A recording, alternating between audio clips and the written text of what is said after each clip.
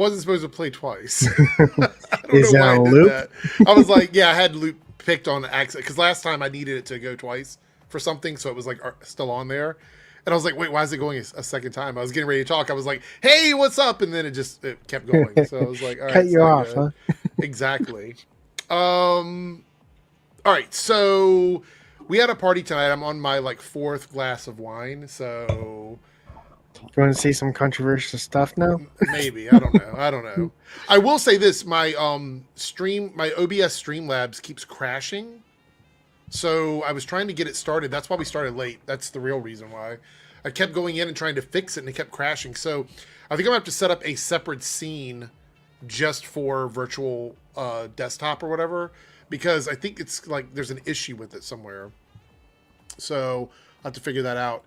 Anyway, the primary topics tonight is we're going to talk about this leaked embargo review of Superman. I'm not going to talk any spoilers from it, so I'm not going to read any of those because that will probably get us in trouble. And I'm not going to show screenshots of the article because I'm pretty sure that James Gunn and DC are going to go through and take those down. So we're going to talk about it. I'm going to say things that I read that I have over my notes, but we're not going to put anything on screen because I don't want to get in trouble for it. So we're going to talk about that. Because I think it's kind of interesting. The Daily Beast, the person that did the review for Superman, also did a review for Sinners, and they didn't like Sinners. So, which is weird because Sinners was amazing. We have some news on Sinners too. We'll talk about that. We got a lot of little tidbits today. I'm going to talk about Jurassic World Rebirth. I saw that today. So I want to talk about that, but no spoilers on that either. I won't do any spoilers or whatever. But I kind of want to discuss that. And then there's a few random things that I do want to talk about. Why is my mouse is acting up now? What is happening? All right, there we go. It's not the wine, I swear. I heard that there's dinosaurs in Jurassic World Rebirth. There could be. It could be. Darren said he might show up tonight. Anyway, I didn't even do my spiel. Welcome to the Nocturnal Nerdcast, Pop Culture in the Dark, the number 1 out of a million podcasts that come on this time of night on YouTube. If you look us up, we are number 1, and the rest of them, all the way up to 999,000, are below us. We are the best one, in my mind. So there's that. Joining me is 3W. Now, 3W, you have a new channel, correct? Yes, I do. So you want to talk about that? Yeah, I decided to rebrand from my usual 3Dub Productions and 3Dub Studios. I think it's after 20 years, it's time for a change. Okay. And I came up with Creative Crusader. Is it a new channel, or you just changed the name of your channel? It is a new channel. Okay. However, I do have the old one with this name so that no one's confused by if you've changed your branding then. Basically. Yeah, basically I changed my entire branding, but there is a new channel. Okay. Because the algorithm on this one, my 3Dub Studios one, is completely botched. I can't if I upload something, it gets 0 views. Oh. Okay, so I was weird. It basically was no point. Wait, so it says 20 years? You started when you were 5? No, I started when I was 9. Wow. Wait, see, everybody's confused. 3Dub, aren't you my age? You started when you were 8? No, I'm 32. Okay. All right. Yeah, I started in 2006, and it was directly when the Smallville season 6, season 5 intro started. That's what sparked my interest for video editing, because it was I was so intrigued by it. I was like, how do they do that? All right, so let's do a little bit of housekeeping before we get started for our first topic. So I want to remind everyone that if you are a channel member, you can get into the Discord early. All you have to do is go over to the community tab and look for the link there. If you're a channel member, it will show up specifically for channel members. Doesn't matter if you're on the Reloaded channel or the Debunks channel, the links are there. If they don't work, let me know and I will repost the link, but they should work for up to 7 days, which means there's still a couple of days left on the one that I posted last week. So you should be able to go in, and actually it was on Monday, so you should be able to go in and get into the Discord server. And if you would like to get in early, because the month of July will be early access, all you have to do is be a channel member, and you can find the link on the community tab. And then when you come in, say, I want a debunk title or I want a reloaded title, and I will give it to you, and then you have it. There's a lot of different tabs over there. You talk about movies, TV shows, music. It's pretty basic right now. But yeah, we're having a lot of fun. We got a few people over there now. Thanks you guys for coming through on that. But if you are a channel member, that is a perk, like early access. So there we are. Sheldor says Eric and 3Dub look younger than they are. So we it is a compliment. I mean, if I shave my beard, I look like I'm 16. Yeah. I'm like, it just, that's why I keep growing it, because it makes me look my age. I will never go without a beard. I started growing my beard in 2011. I will never go without it. I feel naked when I don't have a beard. However, we do know somebody that shaves their beard, and that's Darren. Hello. I don't know why. Darren changes styles a lot. Like, he goes through like different styles. So he's go very down the like red carpet and go like, check this right. style out. He cleans up well, basically. Yeah. So I want to talk about Ironheart because the show ended. So we're going to talk spoilers of Ironheart for anybody that watched the whole thing. Now that Darren's here, because I think you watched all the episodes, right? Okay, so we'll talk about that.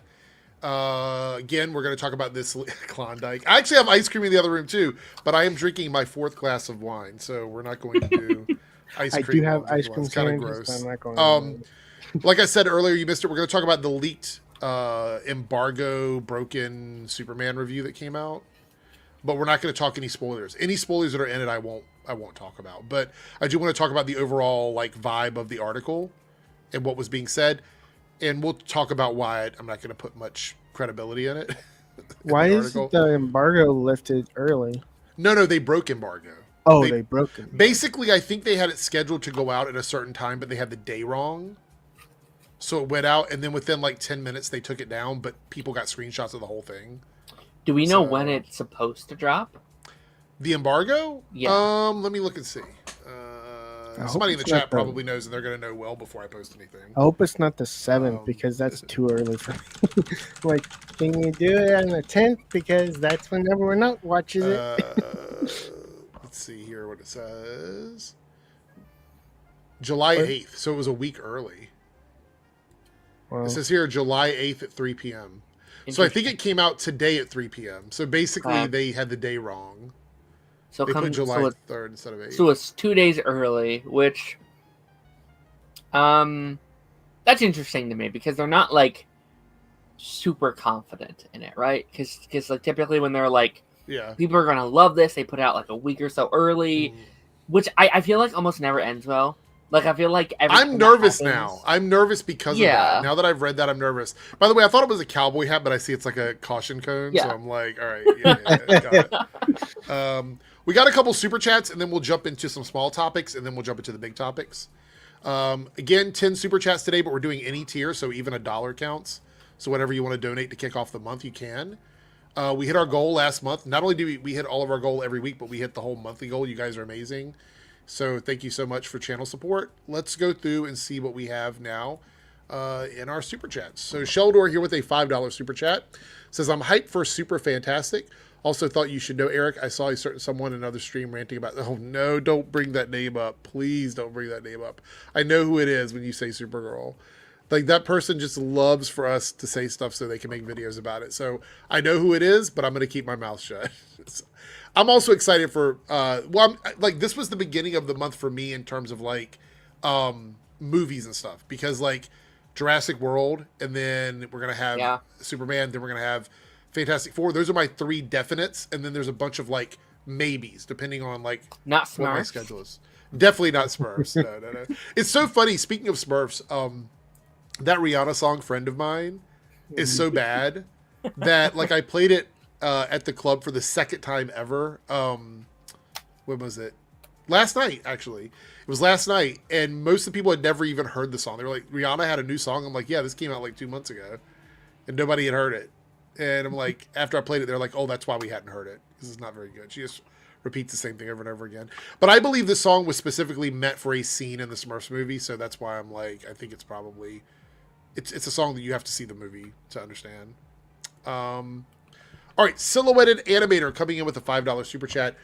Watched all of the 6 episodes of Sandman season 2. Wait, are they all out yet? I thought it was going to be split into 2 parts. Oh, okay. Yeah, I think the second. So there's wait.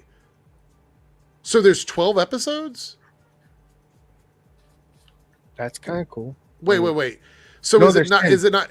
Oh, it's not even. So it's 4 episodes. 4 more episodes. So it's 6 and then 4.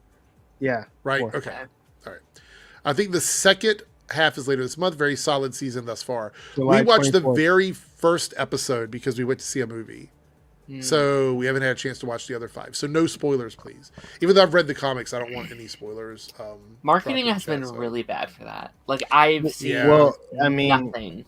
mean, technically, it already said it was quietly like canceled. Yeah, Well, yeah. Like well, I there's think a this. I reason. think this is the end of this. They knew this was the end of it. So I think they're going to wrap up. I hope they're going to wrap up the show. I mean, they already knew that they were going to cancel, so I assume they're going to wrap it up. Yeah. All right. So $5 super chat from Lone Wolf. Thank you, Lone Wolf. Do you have any thoughts on Bradley Cooper playing Jor-El? Talked to Bob about it today. James said in an interview, so I don't consider it a spoiler. We're also going to talk about like the accusations of racism towards James Gunn, which we'll play the clip. Like, I mean, he's just catching strays from everything. And then apparently David Cornsweet said something about Wonder Woman. I don't want to talk about. We'll get to it. He says something about Wonder Woman. I've got the clip bookmarked. We'll watch that. I'm okay with Bradley Cooper playing Jor-El. I don't really have an issue with that. I like Bradley Cooper. Yeah. But it does bring a clearer picture in, like, honestly, this casting for me brings in a clearer picture of like the overall vibe of the movie. Like Bradley Cooper as Jor-El. Yeah. I don't think we're going to get a very serious film.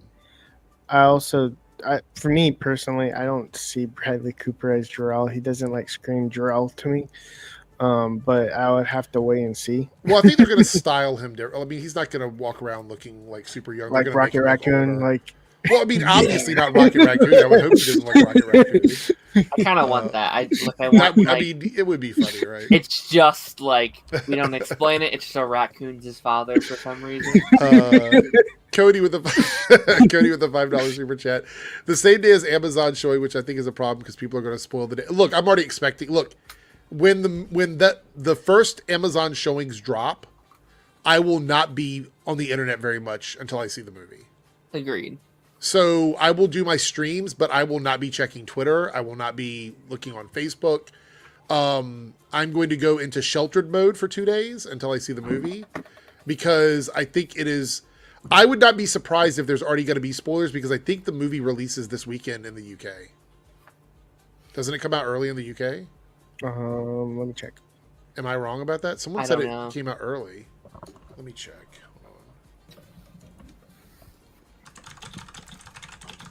It comes out July 11th. Okay, so everywhere. Yeah, on the UK. Yeah. UK specifically. All right, hold on. Let me see what it is.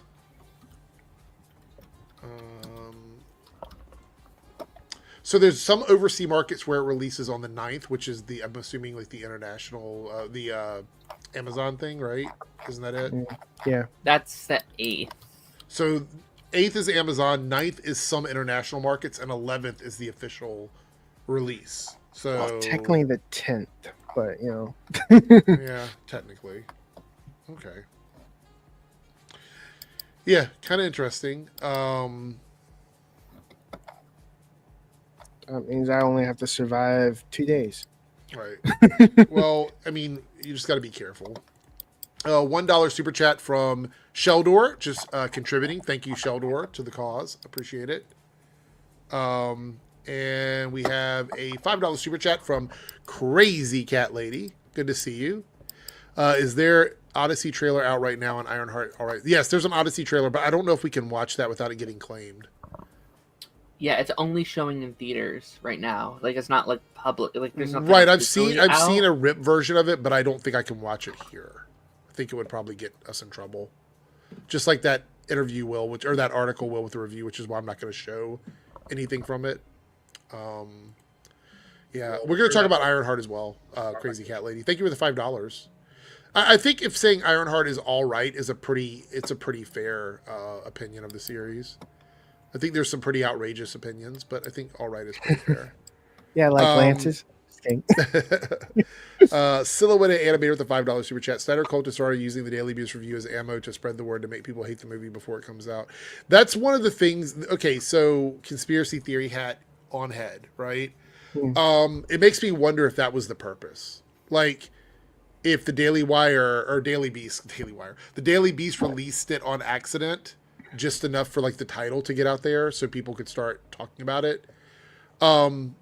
I don't know legally if there's any sort of like ramifications for doing what they did, but this chances are they will 100% lose access to early content from DC. And I kind of hope they like charge them like $2,000. That's my, I mean, that would barely scratch them, but yeah. Oh, okay, maybe 5,000, maybe $1 million. Let's go $1 million. Maybe. Yeah. I mean, look. It's not like they needed more ammo anyway. They've been talking about dumb stuff for a while, but I wouldn't be surprised if that's why. All right, so Naruto here with a $5 super chat and a team member. Thank you, Naruto. Again, if you're a channel member of either Reloaded or Debunks, make sure you check the post tab, the community tab, depending on what platform you're using, and look for the link to the Discord. Last week, I forgot to say my honorable mentions of Arrowverse wasted potential characters: Black Flash, World Killers, and Bizarro Supergirl. World Killers. God, I forgot about them. Completely forgot until you mentioned them. Black Flash. Look, I love the idea of Black Flash, but they really just turned it into like a creature. They didn't do anything much with it in terms of like character development. It's just like a more powerful version of a time wraith, essentially. Well, it's a more powerful version of Hunter Zolomon. All right. So we're going to do our Ironheart thoughts first, but before we do that, I do want to bring something up that I think is kind of interesting. So this was posted the other day, and it made me think about a lot of people that do clip channels and stuff like that, because I think this is primarily what this is geared towards. Yeah. So it says YouTube is cracking down on unoriginal content with a major monetization change. Starting July 15th, channels that do not meaningfully transform clips risk losing monetization. That includes reaction channels, compilation pages, and more. Now, as you see here, there's a community note that hasn't been approved yet, but it does point out that unoriginal content has already been ineligible for monetization for a long time. They're only improving their ways to detect this type of content. So, essentially, if you're a reaction channel and you don't add anything to the stuff you're reacting to, they're going to come after you. Good. Yeah, but you know what I think it is honestly for? Have you ever seen those videos where somebody is showing another video and they're like... Yes. And they do that? That's essentially what I think they're talking about. Yeah, 100%. Like, I've seen a lot of my friends freaking out. Those irritate me. I've seen a lot of my friends like, oh no, I'm I'm going to be ruined. I was like, you're doing... Like, you're adding stuff to your commentary. You're not just... I think you're 100% right. It's for the people that, like, react to stuff. It's just like... Right. Like that's not content. Like they point at their channel name, they point at the person in the video, they don't add any commentary at all.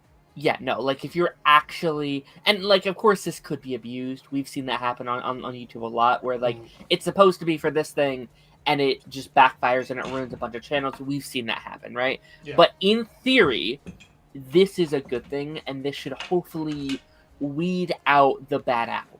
I do think there will be some people that will get caught in the crossfire. That's probably like true. There's going to be some reaction channels that are going to have to fight back against this because they're going to get targeted, right? Not by people, but by the algorithm miscommunicating what their channel actually is. 100%. Have you seen those like shorts where they kind of use like real like gestures with their hands when they're like, no, don't do that? I'm like, those types of videos when they use their hand as like sign language in the way to speak to the audience, it really ticks me off because I'm like, you think I'm a 5-year-old? Yeah, but clip channels are really going to suffer. If you're a channel where your primary thing is clipping other people's content, like podcasters, like if, say for example, there was a I'm not asking anybody to do this, but there was a Nocturnal Nerdcast clip channel, right? Where somebody created a channel and all they do is upload viral clips from our podcast, but they don't do anything with it. They literally just re-upload our content. That's also what they're talking about. They're talking about like, there's a lot of people on Twitch who do not have YouTube channels or they're not on YouTube very much. People will clip their content from Twitch and bring it to YouTube and just upload those as clips. So that's essentially what they're talking about here. Like that's what they mean by compilation pages and stuff like that. So I'm curious to see what's going to happen. If you're doing podcast stuff like what we're doing, technically you should be okay because your content is your podcast and then you're talking about things while you're podcasting. If you're just uploading other people's stuff and pointing at at the screen, I think you're in trouble. So yeah, and like that's another thing. Like it's so easy to just steal other people's content, just creating it into your own content. And I think sometimes that's okay and that can be fine if you're like doing edits and stuff like that. But it's so easy to take advantage. I would say edits for me fall into transformative though. Like I feel like if you're editing something, it's transformative. I think if you're just re-uploading someone's content, that's when it's like word for word, page for page, then it's like basically you're just uploading the same thing. But this seems to me like 2.0 of what happened during the Arrowverse era, which was them removing the algorithms for people talking about TV shows. They removed that completely because there's a lot of people uploading clips of like Arrowverse and what was the other show, like Supernatural and stuff like that. They were just uploading clips without without transforming them at all. So I think that's when they removed that. That was the 1.0 version of what this is. This is the second stage of that, where they're going to be more aggressive about it. Because technically you're not supposed to be doing that anyway, but people were getting away with it. So anyway. Like SS Sniper Wolf, I think she does what the post said. I don't know enough of... Do you know a lot about Sniper Wolf? I mean, I don't know a lot about Sniper Wolf, but it's definite. Like, there is that whole Big Jack's Films thing that like went around where like he like called her out for just being like, this is crazy, nice video, and then it's just like she's stealing these TikToks and she's stealing these videos and not really adding to the commentary. She's just kind of stealing them, not crediting the people who created it, not shouting them out, just stealing them, not adding much, and then moving on. So I 100% agree. Like that's kind of what, again, hopefully what they're going to be getting rid of, which would be nice. So Silhouetted Animator here with a $5 super chat. Reaction vids, PogChamp, face and thumbnail. Probably took a photo of them making that face to slap on it. The video itself is them stone face. Actually, because I, from time to time, put my picture in my thumbnail. Usually people do like a series of reactions and they just save them in their computer and then they use them in different videos. It's super easy for making a thumbnail. I don't really have an issue with people doing that typically. As long as the thumbnail reflects the content that you're talking about, I don't really care. But yeah, I've seen the ones that I think about the most are like the Mr. Beast thumbnails where he's always like doing some weird face in his thumbnail. It's a little funny. Silhouetted Anime with another $5 super chat, which I think we're close to the goal already now. I think that's like, isn't that almost there? Yeah, we're 9 out of 10.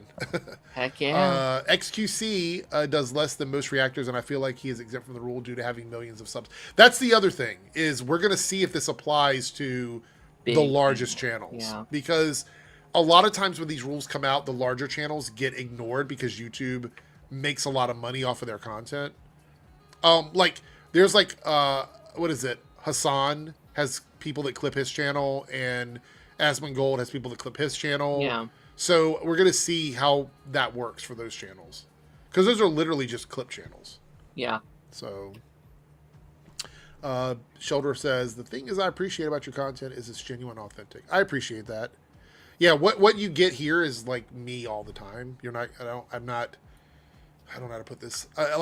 This is exactly who I, like if we were friends in real life, this is the kind of person I am. So, I know there's a lot of channels that don't do that. Some people play characters. That's not my thing. I'm not into that. I'm not a theater kid. So, all right. With that being said, let me go ahead. I got a bookmark here. And we're really close. We're one super chat away from hitting the goal. So if you guys want to do that, feel free to drop that in. All right. So let's go ahead. You guys know I don't feel very fondly about Rotten Tomatoes, but I want to put this up on the screen while we talk about Ironheart. So we'll have some visual stuff going on. So Ironheart is like smack dead in the middle of like the Rotten Tomatoes scores of MCU shows.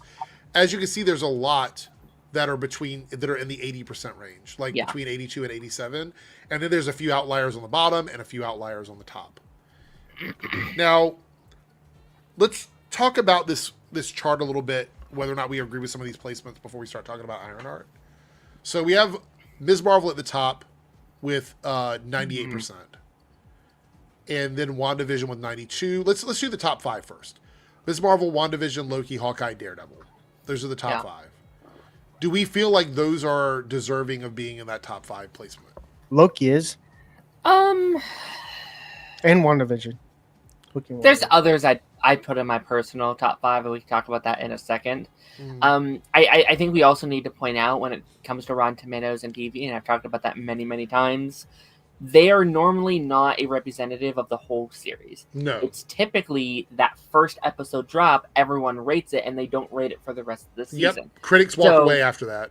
Yes. So people are always like, why is Ms. Marvel so high? It had so many problems. It's so high because that first episode is incredible. That first episode was such a breath of fresh air. It was such a, like, they were doing all this, like, artistic fun things, and then that middle bit kind of falls off, but people loved that first episode. Right. People adored it. WandaVision was a very similar thing. Those first several episodes, people really I think they dropped the 3 episodes of WandaVision in the beginning. So Yeah.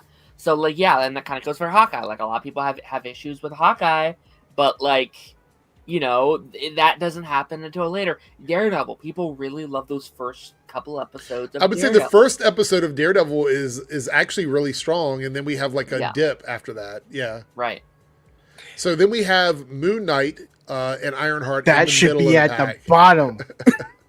That should be like close to. They're literally tied. They're tied 86%. They're tied. Crazy. Falcon and Winter Soldier, which I think should be higher on the list in my opinion, Agreed. but it's below these two. Agatha should definitely be higher on the list. I think I really, really enjoyed Agatha. Loki season 2 is down at the bottom. Crazy to me. She-Hulk is down at the bottom. Echo is at the bottom. I think Echo was strong except for like the last episode. So that's weird. The Secret Invasion, like, I'm not going to argue with that. Yeah. Secret Invasion is definitely the worst out of all of them. By a mile, honestly. So if you could shift some of these around, where would you move some of them? Like, if you had your top 3 on this list, what would they be? Like, if you could pick your top 3. So who's 3? You go first. 3 down. Okay. Let's see. Loki, both seasons, top. Right there. Okay. Then what's your next one? WandaVision. Okay, so Loki, and WandaVision. Mm-hmm. Okay. Just so I can get on your good side, Agatha. I haven't seen it. So well, Agatha is an extension of WandaVision. It's a very similar vibe to WandaVision. So. Okay, then number 3 for Agatha, and then let's see, Falcon and Winter Soldier. You don't have to do the whole list. I'm doing put top 5. Okay, all right. So Winter Soldier, and then what is your last one?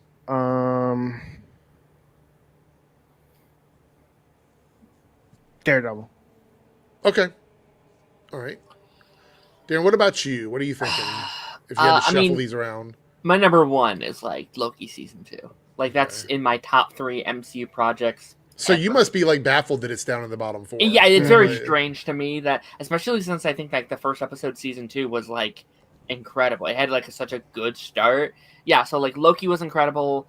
I think Falcon and the Winter Soldier is still up there. Like I know it kind of falters in that last episode, but I think it's really, really strong. And then probably Agatha. I thought Agatha was really strong too. I think those are my top 3 of like the like live action shows, and then if we start incorporating stuff like X-Men and Spider-Man, then it says these are specifically live action. If they're not animated, it would be a different list for sure. Yeah. Because I think Friendly Neighborhood Spider-Man and X-Men 97 would definitely be near the top for me. Yeah. Okay, so how would I shuffle this around? Which one did I enjoy watching the most week to week? Agatha. I loved Agatha. You're not wrong. I did love Agatha. Well, I put Secret Invasion at number 1. And just kidding. That's total troll. Would not do that. You know, I would have to say if I were to go back and watch a series again, I would probably put WandaVision at the top for me. That would probably be number 1, and then Agatha would be number 2. Mm-hmm. Falcon and Winter Soldier would be number 3 for me. Then I'd put Ironheart at number 4 for me, for sure. And number 5 would probably be Loki. And I there's things I like about both seasons. I don't know which one I would put at number 5. I think I had more fun with season 2. So I'd probably put season 2 at number 5. But season 1 would be a close 6 to number 5 for me. That's how I'd shuffle it around, in my opinion. Put Inhumans? No, we're not doing Inhumans. Now, if Agents of S.H.I.E.L.D. was on this list, we'd be having a different discussion. Yeah. Like, 100%. Okay. I mean, they have Secret Invasion. Why not Inhumans? Okay, so Ironheart. 3W, did you finish the whole thing? No. Okay. I've been quite busy. Do you care about spoilers? Okay. Just making sure. So Ironheart's still receiving a lot of hate on the internet. No big surprise. People seem to think... I've made several videos about Ironheart on my Debunks channel, and people seem to think that my opinion is that if someone has a negative criticism of Ironheart, that means they're doing it because they're racist. And I'm like, that's never been... I've never said that. There's a lot of things I don't like about almost all of these shows that I could talk about. I think that there's a difference between criticizing a show and giving honest criticism and just saying things because you hate the show because it's not what you want it to be. That's another thing I've sort of realized as we've been watching a lot of these shows. Yeah. Is a lot of people grade these shows not on what they are, but what they want them to be. Instead of watching it and grading it based on what is presented in front of you, people grade it based on what they were expecting. And a lot of times we have to take a step back and go, okay, am I just completely like detached from this? You know what I mean? Did I not understand the show that I was watching? Because it's not always that deep, but sometimes it is. Sometimes it is. That is the issue. There's like, for example, what was the show that I watched? Or the movie. So Wonder Woman 84, right? Not my favorite movie. I pretty much hated it. I thought it was awful from start to finish. Had no redeeming qualities. And then Paigey pointed out to me that the movie was not only supposed to be in 1984, but it was supposed to feel like a movie from 1984. And that changed my perspective on the movie slightly. I still had some issues with the movie. But then I'm like, okay, that explains the wacky tone and the way the characters were and the way that Patty directed the film. It was supposed to be a movie from that time. So that part I understood. However, I still had criticisms of the movie. But I needed someone else to point out something that I wasn't getting for me to understand it. And that's when I realized that's a lot of issues with these movies and TV shows is I think sometimes we just don't understand it. And you have to like give it a second shot, or you have to have somebody tell you this is what is supposed to be going on. You know what? And I think with Iron... Go ahead, 3Dub. Oh, you know what kind of funny is like you watched WandaVision, right? And you got the gist that they're doing a TV show based on a TV show of several that time. TV shows, yeah, several TV shows of that specific time, and you missed on Wonder Woman 84. Well, that's because when I went into it, I was so shocked at the tonal shift from Wonder Woman to Wonder Woman 84. It was like two different worlds, and you know what it reminded me a lot of, you guys, is going from Thor Ragnarok to Thor Love and Thunder. Yeah, it was such a tonal shift in like the characters and the story. I just didn't totally get it. And Ace of Card, I agree there is some of that going on, especially with her love interest, and that's why I can't totally change my mind. I can't get the ickiness out of my head over that. It's one of the big things in the story that kind of ruined it for me, and there's really nothing that I can do to change that. That's the story. That's what it is. But this is why I think Ironheart is an issue for some people. So when you see the finale, spoilers for Ironheart, when you see the finale, she has to make a decision, a massive decision, because we get introduced to Mephisto, Sacha Baron Cohen, which he's great. I think he does a great job in the scenes that we get him in. So she has to make a decision on whether or not she wants to make a deal with Mephisto to grant her a wish, something that she wants. Every decision that we had seen throughout the entire season of Ironheart led us to believe that she doesn't always make the best choices. Yeah. You know, she's not a character that always does things right. She doesn't stumble into the right decision very often. Her biggest enemy is herself. It is Riri. It is the selfishness. It's hiding things from her family. It's trying to do everything on her own because she feels like she has to, because she lost Gary, her stepfather. She lost her best friend. So she feels like she has to take the weight of the world on her shoulders, and that's just not working for her. And she doesn't realize that until we get close to the end of the season. And then she has an opportunity to correct something that has been a burden on her for a while, and she has to make that decision. And she makes the decision to do it. She makes the decision that I'm going to do this thing, even though it's a decision that you might not have made, or I might not have made, or some of the other characters in the Marvel Cinematic Universe would not have made. Yeah. But the reason why is because we see that she is her worst enemy. Yeah. Riri is her own worst enemy throughout the whole show. Almost everything that happens to her is a problem that she brought on herself. Yeah. What's funny is that's Tony Stark is the worst enemy of Tony Stark too, because he like basically created Ultron. Yes, yeah. Well, I mean, there's lots of examples of this happening, but the problem with Ironheart is as a show and as a character, she's not afforded that by so many people. So many people want Ironheart to be this beacon of hope, Spider-Man, Superman type character where she goes out and she's the light of the world. That's not what the show was. And if you started watching it from the very first episode, you can see that's not the type of character that this character was going to be. And the show shows ramifications for her actions. They show her suffering because of decisions she's made. Her suit gets destroyed multiple times. People in her life get hurt. She's making bad decisions with school. She's making bad decisions in her personal life. She can't come to terms with whether or not she cares more about her friend Xavier. There was chemistry there, but there was no movement on that because she can't even commit to that. Yeah. And when she asked Xavier if she's a good person, he didn't even know how to answer that question. You know what I mean? Like, so she is a complex character that clearly is making morally questionable decisions, but she's paying the price for them. Yeah. And this is another one of those examples. We find out that she makes a deal with Mephisto. I am assuming this storyline will carry over into Doomsday because it seems like this is something they're going to follow up on in those two Avengers movies. Oh, interesting. Because think about it, there's a possibility that her situation leads her to not be a hero. Maybe she's not. Maybe she's doing the bidding of Mephisto by the time we get to this point. You know what I mean? We don't know where she's going to be in all of this. And we also don't know about the Young Avengers, Champions, whatever they're doing. We have no idea where that's going to go. That's kind of how I read where we're going with that. Like, to me, I would not be shocked if Mephisto is the villain of your Champions project because there's already connections with, 4 out of the like 6 members, right? Like obviously you have Ironheart. There's that connection there.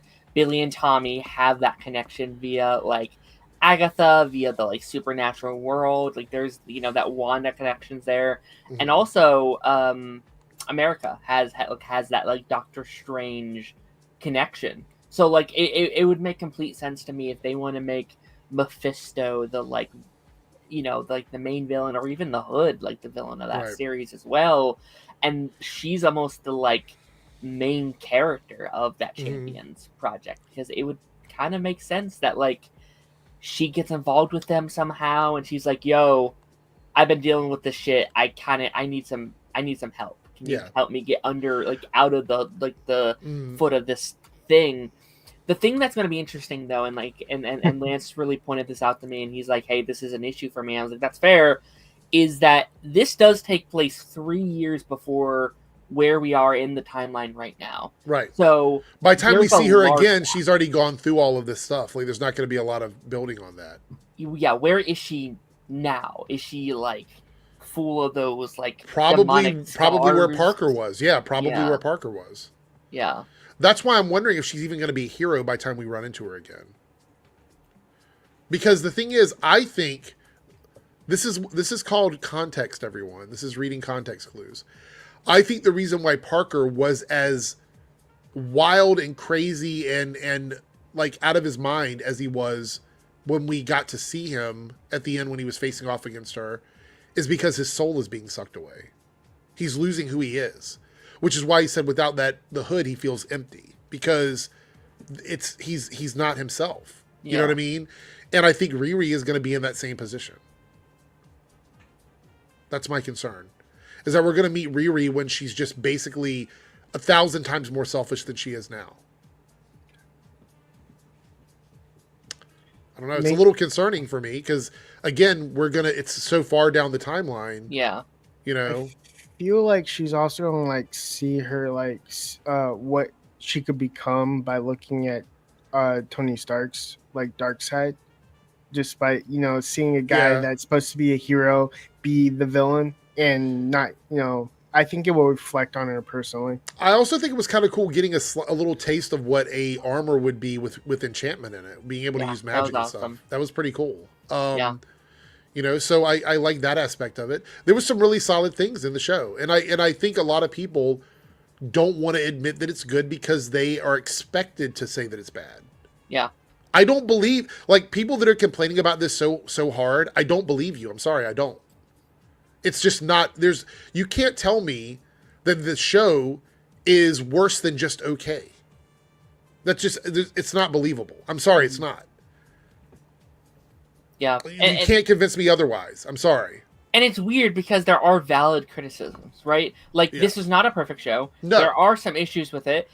Talk about those, but it's instead it's like making these like really weird arguments and these trying to twist this narrative. It's like she's like, it's weird because like they try and make up reasons why she's a bad person when there's reasons she's a bad person in the show. Right. Itself. There's things we could legitimately complain about. Yeah. But every review that I watch or talk about is someone complaining about it because they don't want her to be a bad person. Right. But that's not the character that we're talking about, right? Right. Chainsaw said, I finally saw Thunderbolts. It was so good it made me disown Darren, a.k.a. the goodest of boys. Why? Why is that? Did he not like your opinion of Thunderbolts? Or I don't know if we ever talked about it. Oh, okay. But this is another thing. So I have issues with the White Castle fight, but it has nothing to do with what other people have been saying about it. People have been mad that she was using gadgets to fight them and et cetera, et cetera, et cetera. That's what she has to do. She's not a ninja. Like, she's not going to start pulling weapons out of her pockets and spinning them around. Yeah. Like, it's not what she does. The whole point of that fight was to show that she sucks without the suit. Yes. That was the whole point. But people forget that Tony Stark did makeshift weapons too. In Iron Man 3, it's one of the big things. Yeah. He has all these little gadgets he builds out of just nothing. Pretty much. Out of basically the store. He just my issue with the White Castle fight, here's my biggest issue with it. This is why when people ask about real criticism and something that you can really complain about, this is something that I think is a big deal. Why did no one call the cops? Why were the cops not present? If I were assaulted in White Castle by anyone, especially some like young thugs off the street or whatever coming in and attacking me, I would have called 911. But I mean, maybe they did. They came after. Maybe, but that was like a 10-minute fight. Like, I feel like that's just... But my point is that there was never any sort of, like, indication that was going on. So if we're talking about realism, that is a realistic thing, I think, to say, well, this is one of the issues I had with it. Getting mad that she was using gadgets to fight them, that's what she does. That's what she does. I'm not saying that you said this, Jasmine. I'm just pointing out that I heard people complain about it as well. So Darth Zen says, did they want her to create nanohack stuff like Stark did against the Black Order? I don't know. Well, Keyblade, see, that's the thing is, I think it was supposed to be fun. I think it was one of those fights where it's supposed to be goofy and silly. They had like the arms going around making sandwiches and stuff. Like, that was the whole point, was it was supposed to be this sort of fish out of water. Like, without her suit, what is she going to do? Yeah. Because she gets mad at Natalie for like turning her back on her, because that's how the suit got captured by Slug in the first place. Right. So there was a lot of things going on there, but nobody's talking about that because they're just complaining about anything and everything in the show. Speaking of like realism, I don't even think the cops are capable of bringing down a person that has magic or, you know, a suit of armor. Well, they wouldn't, but I would assume if the cops showed up, some of those people would have been arrested. The ones that were in the building, especially the ones that got taken down, because their technology was left there. When she trapped him in that bubble, it was left in the building. So yeah, like that gang isn't this like they're not superhuman. They're not super powered. Right. They have tech, but they are just real people that the cops should maybe not take care of, but at least put up a fight against. Yeah, exactly. That's my whole point, is that I think there's a little bit of like there's some loose ends and all of that. Yeah. I also didn't like how easily Parker was able to get people to sign over their companies. I thought that was a bit unbelievable. You know? Because that stuff shouldn't hold up, right? Because if you're under duress, any contract you sign is in and void, right? Like you could be like that will get thrown away in court instantly. I kept thinking like maybe it's the Hood giving him some sort of like influence over people. Maybe that's why it's working. You know what I mean? Like maybe that's why they're doing it.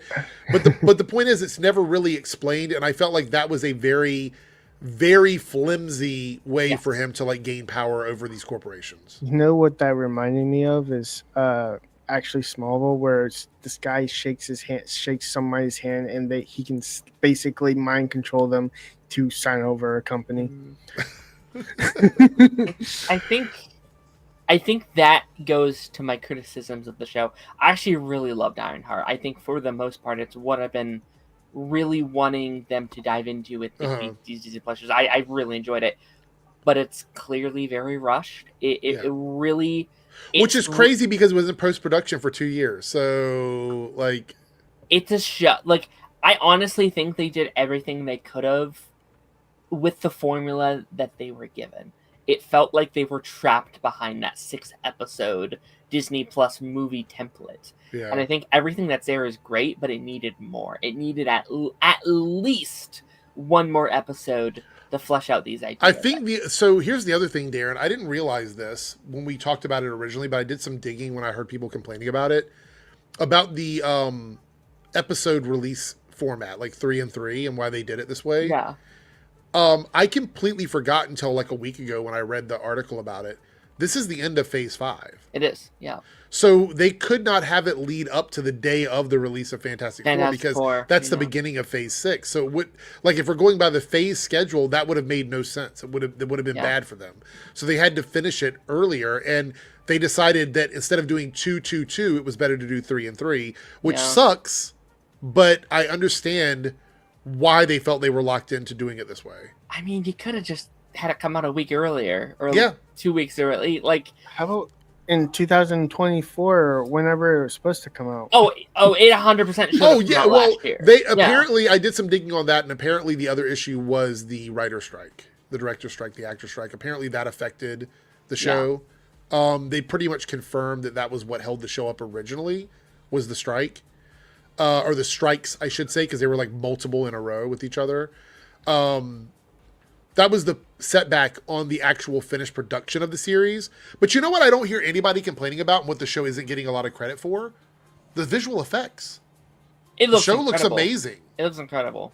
Yeah. Yeah, it looks great. Like honestly, the suit and the stuff she does in the suit is like movie level VFX.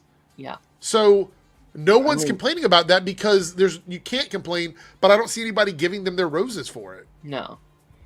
I mean, to be fair, they had a lot of time on there. They did, yeah. But that's a plus, though. I mean, you see, when they're given enough time to work on something, they can actually polish it up and make it look good. Yeah. Yeah, it only had 2 days of reshoots. That's what I read also. So they did a lot of first pass stuff that worked, you know? Mm-hmm. So I would say for me, Ironheart is probably slightly higher in the pack. I would say I could even see her being above Moon Knight, technically. But it would probably, I don't know, she'd probably stay in the middle, but maybe the high middle for me. I could see it swapping out with a couple things here and there in the list if you're looking at like overall, like taking my personal favorites out and just looking at it logically. I think Ironheart should be higher on the list, in my opinion. Agreed. There's a little bit of bias, obviously, because I really enjoy the show. I'll probably watch it again. I really enjoyed the show, and I'm probably going to watch it again on a binge. There's a lot of Marvel shows that I did not go back and watch a second time. But I'll probably watch Ironheart back again. Here's what I'll say, and I do think this will affect my thoughts on the show. If we never see these characters again, this is a bad show, in my opinion, right? Yeah. Because I think that ending only works if we get to see her have the chance to redeem herself or to because that's what the show is doing, right? It's putting us in a position to go, okay, you made a bad decision. We want to see where you come out on the other side of this. Yeah, like, what are the consequences of this? What does it mean? What are these dynamics like? And it, like, it works as a really, really good season finale, Mhm. but a bad series finale, if that Yeah. makes sense. So if you don't see the characters again, it's a bad show. So what are you going to say about Agents of Shield? But that ended. Yeah. But That show they technically, you know, I have still there. I actually have a big theory about the way this show wrapped up, and maybe I'm right, maybe I'm wrong, but hear me out on this one. After watching it, I feel like the show was setting up Mephisto as the villain for the Champions of the Young Avengers. Yes, 100%. Yeah. That's what I feel like they were doing, and I think Zelma was going to be a part of the whatever the team is going to be. Oh yeah. Can I give a hot take? Yeah, go ahead. I am way more invested in this side of the MCU than what we're doing with Avengers Doomsday and Avengers Secret Wars. Do you mean like the like more of the street level type magic and science stuff, or the younger characters, or what? Like what do you mean? It low-key feels like the most consistent storyline now that this has come out and I can see it. Like everything from WandaVision, Doctor Strange to Agatha to this, like it feels like this like building storyline that we were asking for, and I think this series kind of like connected, like, oh, this connects to this, connects to this, connects to this. Right. And if you were to be like the end of this saga is like Mephisto and like having all these characters have to join forces to take him down, I would be satisfied with that ending of a saga. And honestly, I would have been kind of okay. Like, I would have messed up the whole like multiverse like theme of this thing. But if after Kang they're like, we're switching to Mephisto as your main villain, I would have been okay with that. Actually, I actually think that kind of would have made a lot of sense. I don't know if you could connect him with like the multiverse of it all. Like, I don't know how that would have worked, right? But like, it kind of would have made for a more casual transition than like, oh, it's Doctor Doom for some reason and we have to like fit this in. It's like, no, let's build on a story we've actually already been. Yeah, it's really weird because Doctor Doom is coming in with like 2 movies to get prepared for him. You know what I mean? And it is a little weird because Mephisto could have been a Avengers level threat. I mean, 100%. I still think we're going to get a little snippet of what's going to happen for Doomsday and Fantastic Four. I mean, I think you're probably right. I think that's probably accurate. All right, we got some super chats, and then we're going to talk about this Superman stuff. Cameron here with a $5 super chat. Eric, yesterday was the 28th anniversary of Will Smith Independence Day movie. Oh, I thought it was the Will Smith slap. Oh, you're making me feel really old. 28th anniversary of that movie. I actually saw it in theaters as an adult. So that's bad. Thank you for the super chat, Cameron. Cody with the $5 super chat. A very funny thing about Ironheart is they did more. One more day with Riri. Yeah. So that's funny because they were saying that was what they were going to do with the new Spider-Man movie, and this kind of disproved that. So I don't think they're going to do it, which will make a lot of people happy because they didn't want Spider-Man to do that. But we'll see. Again, like Darren was saying, though, unless we see the ramifications of that and what happens, it leaves us. I think that either this show again was set up for the Young Avengers to finish the storyline, or a second season of Ironheart. Yeah, clearly. Which like, I've already been seeing people like protest for a season 2, and I would love a season 2. I really, really would. And that's not going to happen. I don't. Yeah. It's too expensive, I think, to do another season, to be honest. It's too expensive. They're clearly moving on from these kind of TV shows. They just kind of put the show out to pasture. Like, if they actually wanted a chance for season 2, they never would have done it like this. They would have just waited and been like, this is part of phase 6 or something, you know? So, which honestly maybe would have been better, because then like Thunderbolts could have been like your final project of phase 5. You know what I mean? Yeah. I also feel like this is if there's no ramifications, as you guys said, about what Riri's going through, I think the same thing could be applied to Rhodey. If there's no ramifications of him not realizing that he's been locked up for a very long time and his friend just died. Yeah. Well, that's a lot of phase 4 and 5. There are a lot of storylines that are left open that we haven't got back to, that we need to, come back to at some point.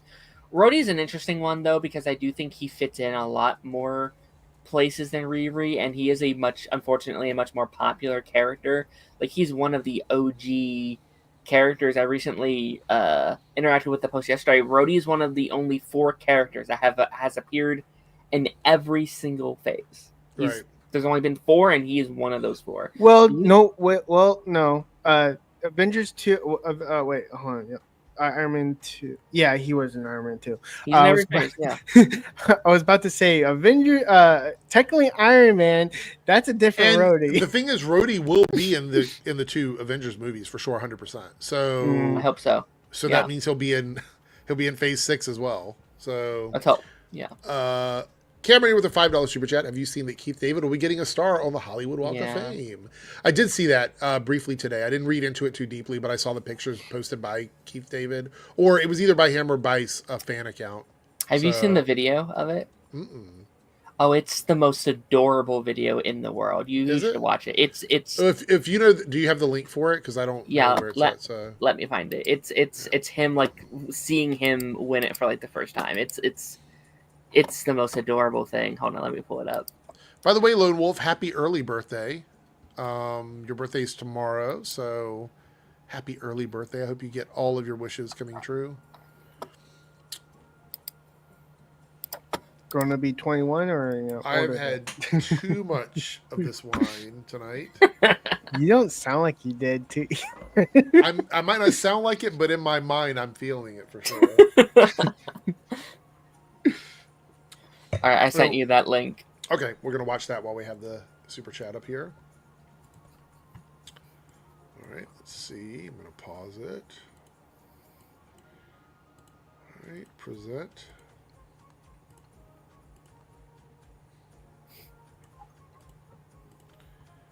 All right, here we go. French actress. Oh, wait, hold on. The audio is not coming through the right place. All right, here we go. Tell me if you can hear this, okay? French actress Marion Cotillard. Well, she's well known here in the U.S. for Marion Cotillard. Actor Keith David.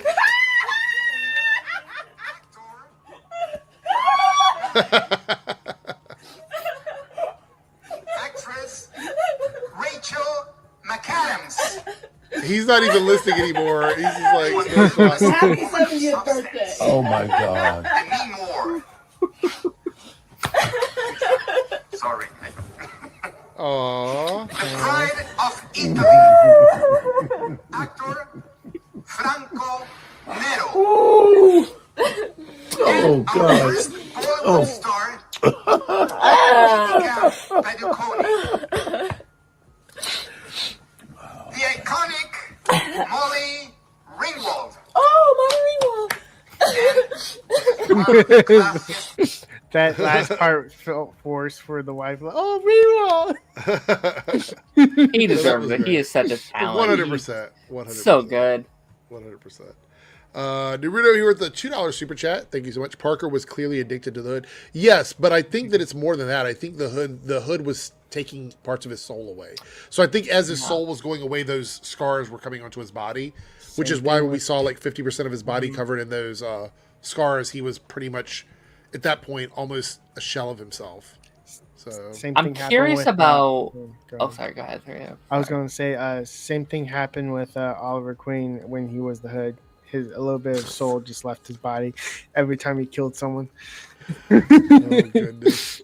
I'm curious about that setup too, because like I was really hoping they wouldn't kill him off, because I do think that actor is so good and he did such a good job. I was hoping they wouldn't kill him off. Well, they also set him up for new Zelma. stuff. Yeah. So again, is that going to be champion stuff? Is that like I could see seeing Riri again, but not him? You know, I could see that. We have Zeke as well. Ezekiel.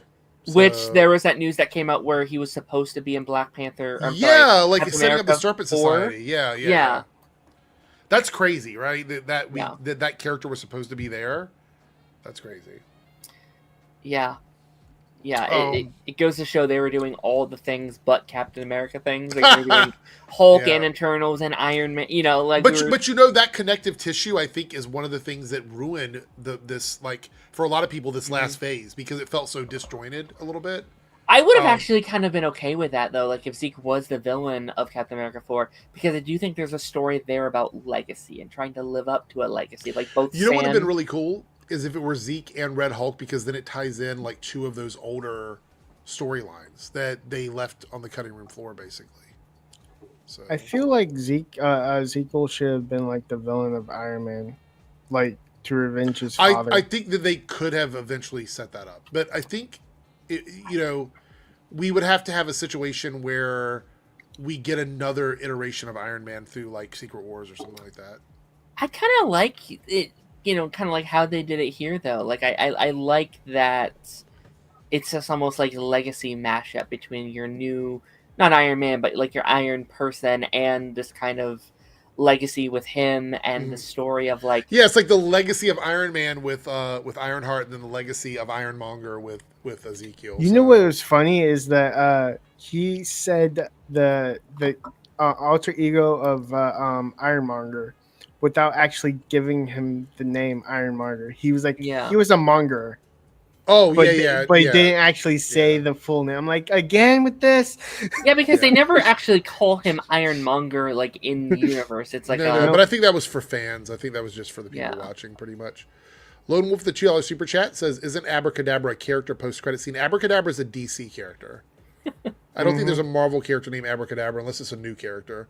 Again, if it's anything within the last 4 or 5 years, I might not know about it because I'm still getting caught up. But Jason, I'd argue he's not the villain, but I do think he is an antagonist within the show.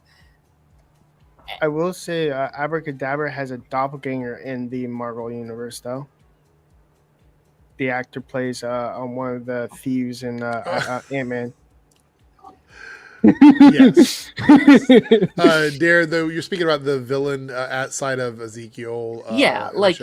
Like he's not like the villain, but I would argue he is at least a villain in the show. Even well, I mean, he doesn't really. Time. Okay, so let's be clear here. He doesn't really do anything heroic in the whole show. He first of all, he steals technology. He sells it on the black market. Yeah. He acts like he's doing something for his father, but then we find out that's all a lie. So he lied to Riri pretty much until she stumbled upon the ashes, which means he had no intention of telling her the truth. Then when he got in jail, he was mad about it, which, he should be a little bit mad at Riri for, like, screwing him over. Yeah. But then he immediately is like, well, I'm going to become this superpowered being. I'm going to do what the Hood wants me to do, but then he tries to change his tune. But then he went over to his neighbor and was going to burn her flowers up. So, I mean, like, this isn't a person who is portrayed as a good person, in my opinion. I kind of like that, like, he's always had this in him. But what's kept him back was he was trying not to be his father. Like he saw firsthand the legacy that he left. He's like, I'm not going to be that. It's almost a tragic tale if you think about it. It is, and like Riri literally gave him permission to like unlock that side of him that I think was always in there. But he's like, oh, she's saying it's okay. Right. Like, I can assert this part of me, and it kind of was this snowball effect. And yes, in like the final couple episodes, he was controlled by the Hood, but that first time where he fights Riri, that was him. That was his decision. Yes, it got him out of jail. Yes, I don't blame him for doing that, but that was him. He right, had but then he did. But then he wouldn't go as far as to actually murder her, which I think is important. It's an important distinction. But Jason, to your point about it doing against his will, does that dissolve like Winter Soldier of everything that he did? You know what I mean? Like, just because you're doing something against your will, in the context of like how everybody else perceives it, you're still not a good person in that regard. But if you subtract that away from him, if you subtract the fact that he did stuff against his will in the final episode, he still did like sleazy, underhanded things all through the series. You know, look, I'm not saying he's a good person. One thing I love about Ironheart is it reminds me a lot of like shows like Mobland or Game of Thrones or these other shows where characters aren't clearly a good person or a bad person. Right. These characters are real characters that make good decisions sometimes and make bad decisions sometimes. But they're not trying to tap into what exactly is a good person. That's not what the show is doing. And I appreciate it for that. That's one of the things I liked about it. And what I think is very interesting is I do think it kind of shined a light on the MCU as a whole. A lot of MCU characters aren't inherently a great person, but what this show does differently is that it actually shines a light on those things. And I think the whole like Tony Stark one is so interesting to me because people act like Tony Stark would never kill someone. This is crazy. Literally in the first Tony Stark has the biggest body count of every hero in the MCU. He sucker gutted a guy and threw him into a bullet. He's killed more people than the Winter Soldier. It's so crazy to me, like what people will overlook because they don't like inherently be like this is a bad guy. Right. But like Tony Stark, Bruce Banner, Nat, Hawkeye was on a killing spree through like in between Infinity War and like Endgame. And I'm not, but that doesn't make me change that whether or not I like them as a character. You know what I mean? Like I understand that sometimes heroes make decisions that aren't the right decision. It doesn't change my opinion of them as a character. Yeah, no, it's just and I think it's interesting that this is a show that's like shining a light, and I think like Riri's narrative of like I don't want to be a villain, but it's a story about temptation. And it also shines a light on the fact that she doesn't have a proper mentor. That's another thing. She doesn't have someone sort of overseeing what she's doing, like Shuri or T'Challa or Tony or someone that can oversee her. She is a superhero learning everything on her own without any help from anyone. And she even talks about that when Natalie's like, why don't you call up Shuri? And she's like making fun of it. Hey, Shuri, what's going on? Blah, blah, blah, whatever. Because she knows she's not going to answer. So Riri understands she's kind of out on her own. Right. And that is why she makes some of the bad decisions she makes, because she's doing it based on emotion. That's what's driving her in the series. I wonder if Shuri, when they actually see each other, he's like, why didn't you call me about this? I did think about that. I think she like threw away the like calling Shuri thing way too quickly because I think she would have came. Look, I think she believes that Shuri wouldn't come because Riri has been let down so much in her life that she doesn't feel like anybody has her back. 100%. Which is why when she finally comes around to her mother at the end of the series and her mother kind of accepts her, I think that's the first time in a long time that Riri had felt like someone gave a shit about her. And that was an important change for her, which is why for a moment you saw a flicker of what her life could be prior to getting offered an opportunity to bring back her best friend, which we see through the whole show. She's struggling with that. Yeah. She's struggling with this AI that isn't her best friend. Lone Wolf with a $5 super chat. Tomorrow's my birthday. I'm sure it's no stream, so I hope you guys have a fun day, guys. Yep. I have to work, but I will definitely be thinking about you, Lone Wolf, so happy birthday. Happy birthday. Julia here with $10 super chat. Right now, I'm really enjoying the MC for a variety of different characters that uses. WB doesn't just focus on Batman all the time. I'm getting kind of tired of Batman. I agree. Did you see Bo DeMayo's post about this? Oh, God. He said that they should have started with Batman in the DCU, and I'm like, no. I absolutely disagree with that. I think Batman should be an important character. I do not think they should have started with Batman. I think someone like Superman or Wonder Woman or someone like that is the proper starting point for this new universe. In my opinion. Basically, in my opinion, Superman is what you see in the light. Like Batman's the shadow. You need the light to shine on the shadow so the shadow can be seen. Julia coming in with another $10 super chat. Thank you so much, Julia. I'm going to see Superman on my birthday. Wow, there's so many birthdays. Happy birthday, early birthday, Julia. On the 13th, been looking forward to see it. I want to like Superman again. I hated Man of Steel. That ruined Superman for me for a long time. Yeah. There's a lot of people that feel the same way you do. I'm not going to try and change your mind, Julia. I did enjoy the movie for what it is, but I do understand why people do not like that version of Superman, and I support you on that one.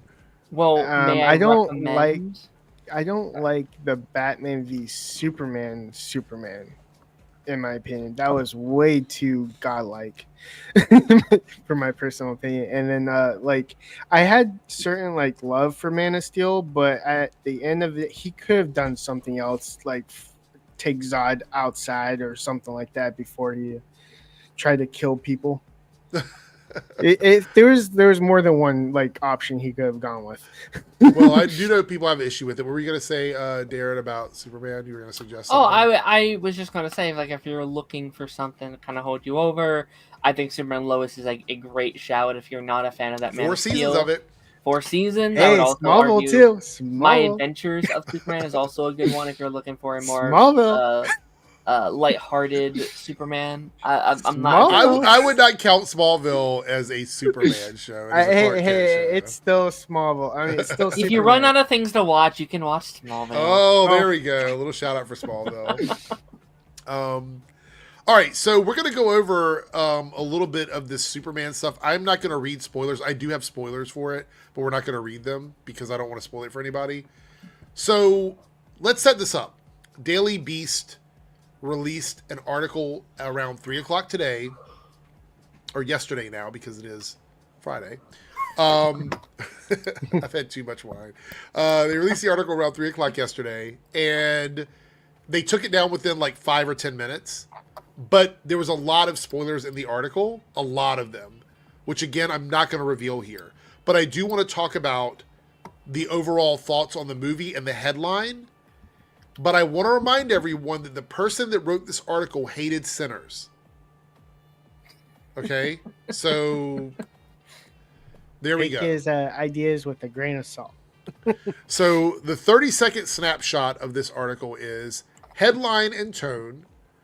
Terrible new Superman. This is the headline. Terrible new Superman is the final nail in superhero cinema's coffin.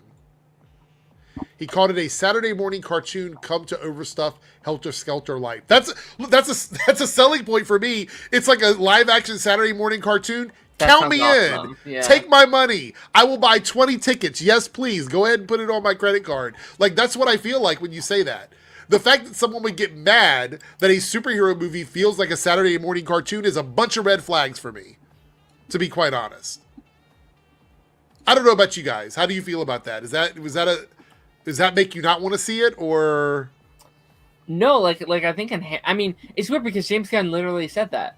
Like, James Gunn said one of the big inspirations was Superman the animated series. That's kind of like the like tone that they were going for, and it's like sounds pretty awesome if that's what they're going for, but it's clearly just like from that title that doesn't feel like a very nuanced take. That feels like someone trying to like push this narrative. And like, listen, that could also be a bad thing. I'm not saying that's automatically a good thing. Like, I think a movie like Shazam 2 kind of feels like that. This like Saturday morning cartoon, right? Ooh, why did you do that, Dare? Don't even make me think about that. Like, I just and like that's a negative version of that kind of pitch. But you know what also does? X-Men 97, right? That's a good version of that pitch. That's true. So it's like it depends on the context. What about you, 3Dub? Does it make you not want to see the movie if you hear that it's like a Saturday morning cartoon?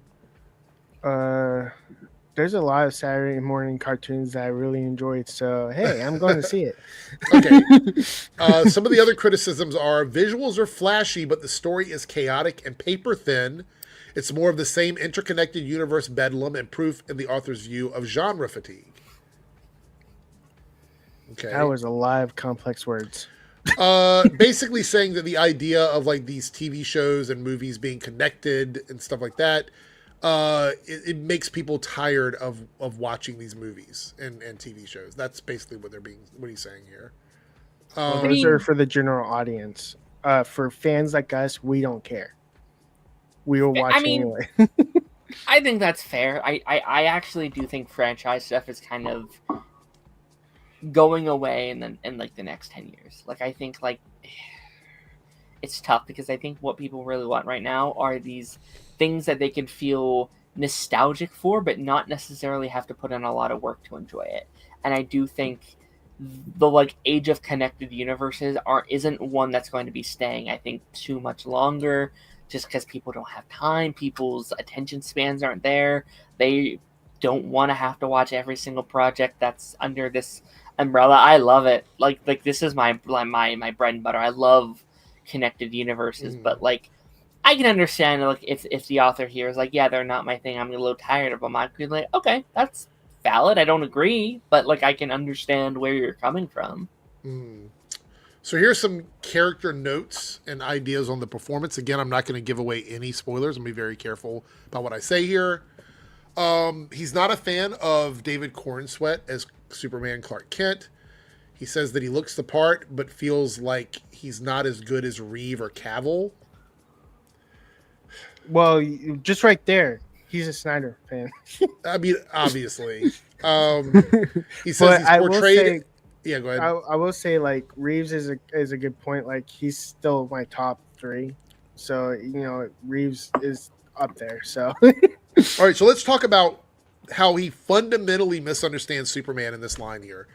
He says that he doesn't like it because he's portrayed as a big-hearted optimist. He rescues animals mid-battle. Reeves did that. And has a lot of compassion. This is why you don't like his version of Superman and Clark Kent? That's a great pitch. None of that makes me not want to see this. Like, that sounds to me like, again, give me another 20 tickets. Can I fill up a theater and max out my credit card? Lois Lane here, it says that Rachel Brosnahan comes into it, already Clark's girlfriend. Fine, don't care about that. They do like a interview thing together. We've already seen the clip of that. And he says here that he doesn't feel like the romance is fully formed in the film. Like he doesn't feel like they do enough with it, I guess. But again, it's not a one and done story. These characters are going to continue on in the DCU. So Yeah. I don't think you have to cover everything in one movie. I don't see how that's a negative. Let's see. With Lex Luthor here, he says that his Lex Luthor is faithful to the character, but he feels like there's too much. He's too connected to his henchman, which is like the Engineer and Ultraman. What does that even mean? What does that even mean? Too connected? Are they just always around with him? Okay, fair. I mean, that's fine. Otis but he doesn't say that he's bad. He just says he's faithful to the original version. Otis and the other henchman, well, female henchman, henchwoman. Anyways, they're connected to Lex Luthor. I mean, they follow him around like he's like, like some royalty. That was Miss Tessmacher, right? No, there's other versions. In Christopher Reeves, it was a different woman. It wasn't Miss Tessmacher. No, wasn't it? Yeah, Nope. because he screams, Miss Tessmacher! I just watched it. I don't know. Maybe I'm wrong. No, that was Superman Returns, I think. I'm so confused right now. Now I gotta check. So he says here the one real positive he gives is that Crypto is great. The humor always lands with Crypto. So that's good, right? Yeah. I mean,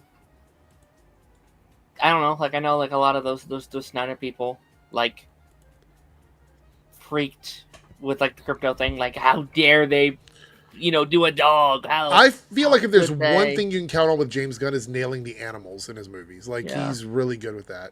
It says here the overall thoughts here are that let's go through praises first, and then we'll look through the criticisms. These are all the summarized bits of the article. He praises the bright, razor-sharp imagery and Gunn's knack for staging kinetic, elastic action.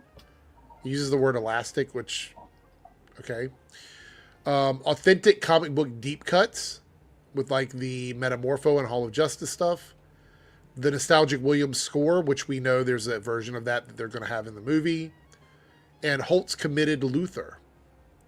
Criticisms are, the action is too relentless, a lot of CGI insanity that loses impact. That is a very personal thing. Like, that's not something that always resonates with people.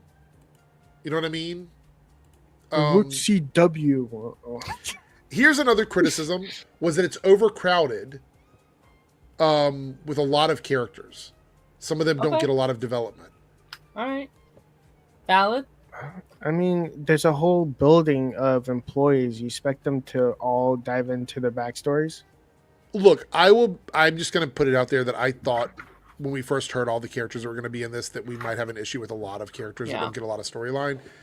I don't necessarily think that's the worst thing. It is a bit annoying, but James Gunn is usually good at juggling a lot of characters. He did it with Guardians of the Galaxy. So for me, the main characters that we might get like more character development is Superman, Lois, and the Justice Gang. That's basically an engineer. Those are the and Lex.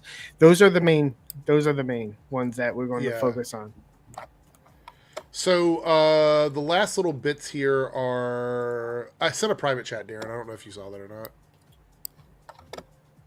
I wasn't sure what you were saying there, so I was asking. I just sent that message in the wrong okay, got it. thing. The last two bits here are that the emotional stakes aren't too high in the film. I don't care. I don't really care if the emotional stakes aren't too high, to be honest. That also depends on what they mean by emotional stakes. Are you talking about like crying and tears, or like it just doesn't seem to the weight of the lives in the movie don't seem to weigh on the characters too much. We'll have to wait and see what that means. I'm going to see it anyway, so this doesn't really matter. And actually, everybody in the chat, something I want to bring up, I've had too much wine. Something I want to bring up here is if you want to see something, do not let reviews like this change your opinion on whether or not you're going to go out and support something. If you want to see something, go out and support it. 100%. Don't let stuff like this deter you. I've said that about everything for the last several years. Last bit here says Gunn's trademark humor doesn't always land, and there's a lot of whiplash-inducing moments in the film. Okay, that's valid. Those are the big criticisms. I think a lot of that sounds valid. Like, seems like a lot of the things I was slightly worried about, you know.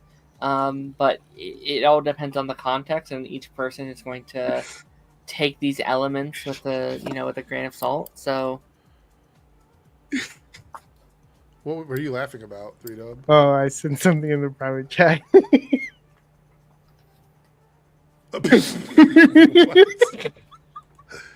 All right. If you guys want to super chat about Superman, feel free to. We're going to read some super chats. And then we're going to talk about the next. I want to talk a little bit about Jurassic World Rebirth. I'm not going to spoil it, though, by the way. All right. Julia here with another $10 super chat. Thank you, Julia, for supporting the show. It means a lot. I would rather bright, colorful, lighthearted Saturday morning cartoon Superman over sad bastard Henry Cavill snapping necks. Don't say the name evil Superman. No more evil support, please. I think that this is a complete 180 from Henry Cavill's Superman by the sounds of it. Like, we're going with a Superman who's saving animals, making funny comments, a very personable character.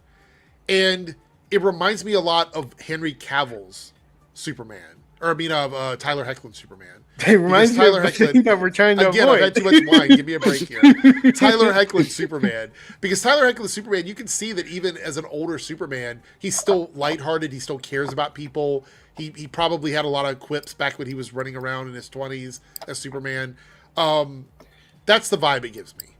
So, one of the when he brought up like he saves animals mid fight, I'm like, what do you expect him to do? Let the thing drop on the poor dog? Yeah, we saw the clip for that, so that's not a huge spoiler. Like, that's mean. That's animal abuse.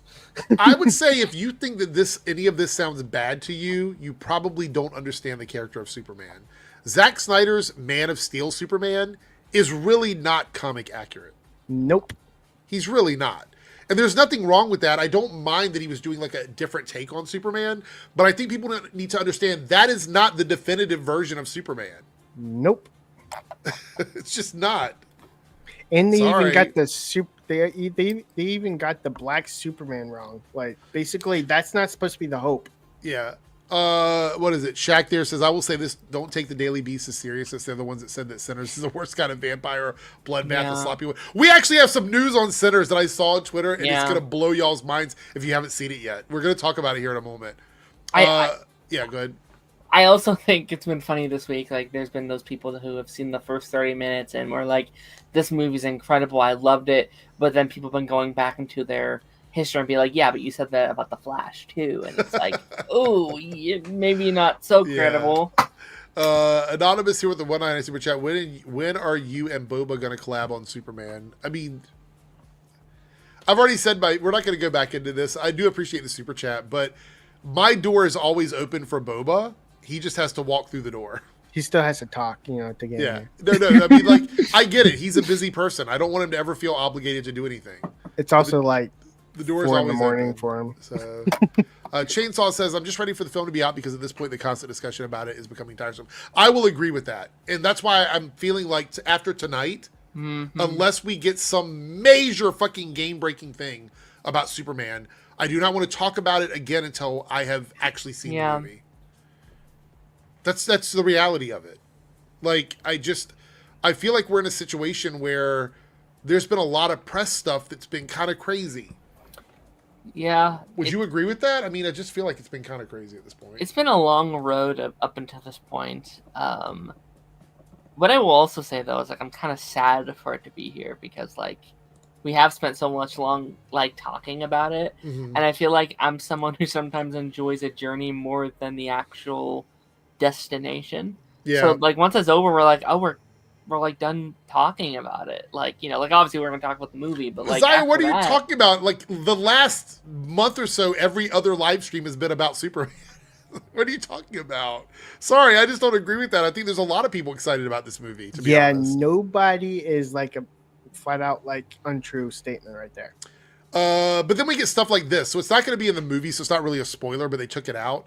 A scene where Ultraman punches Krypto was removed from Superman. It received a very negative reaction during test screenings. James Gunn cut it. I mean,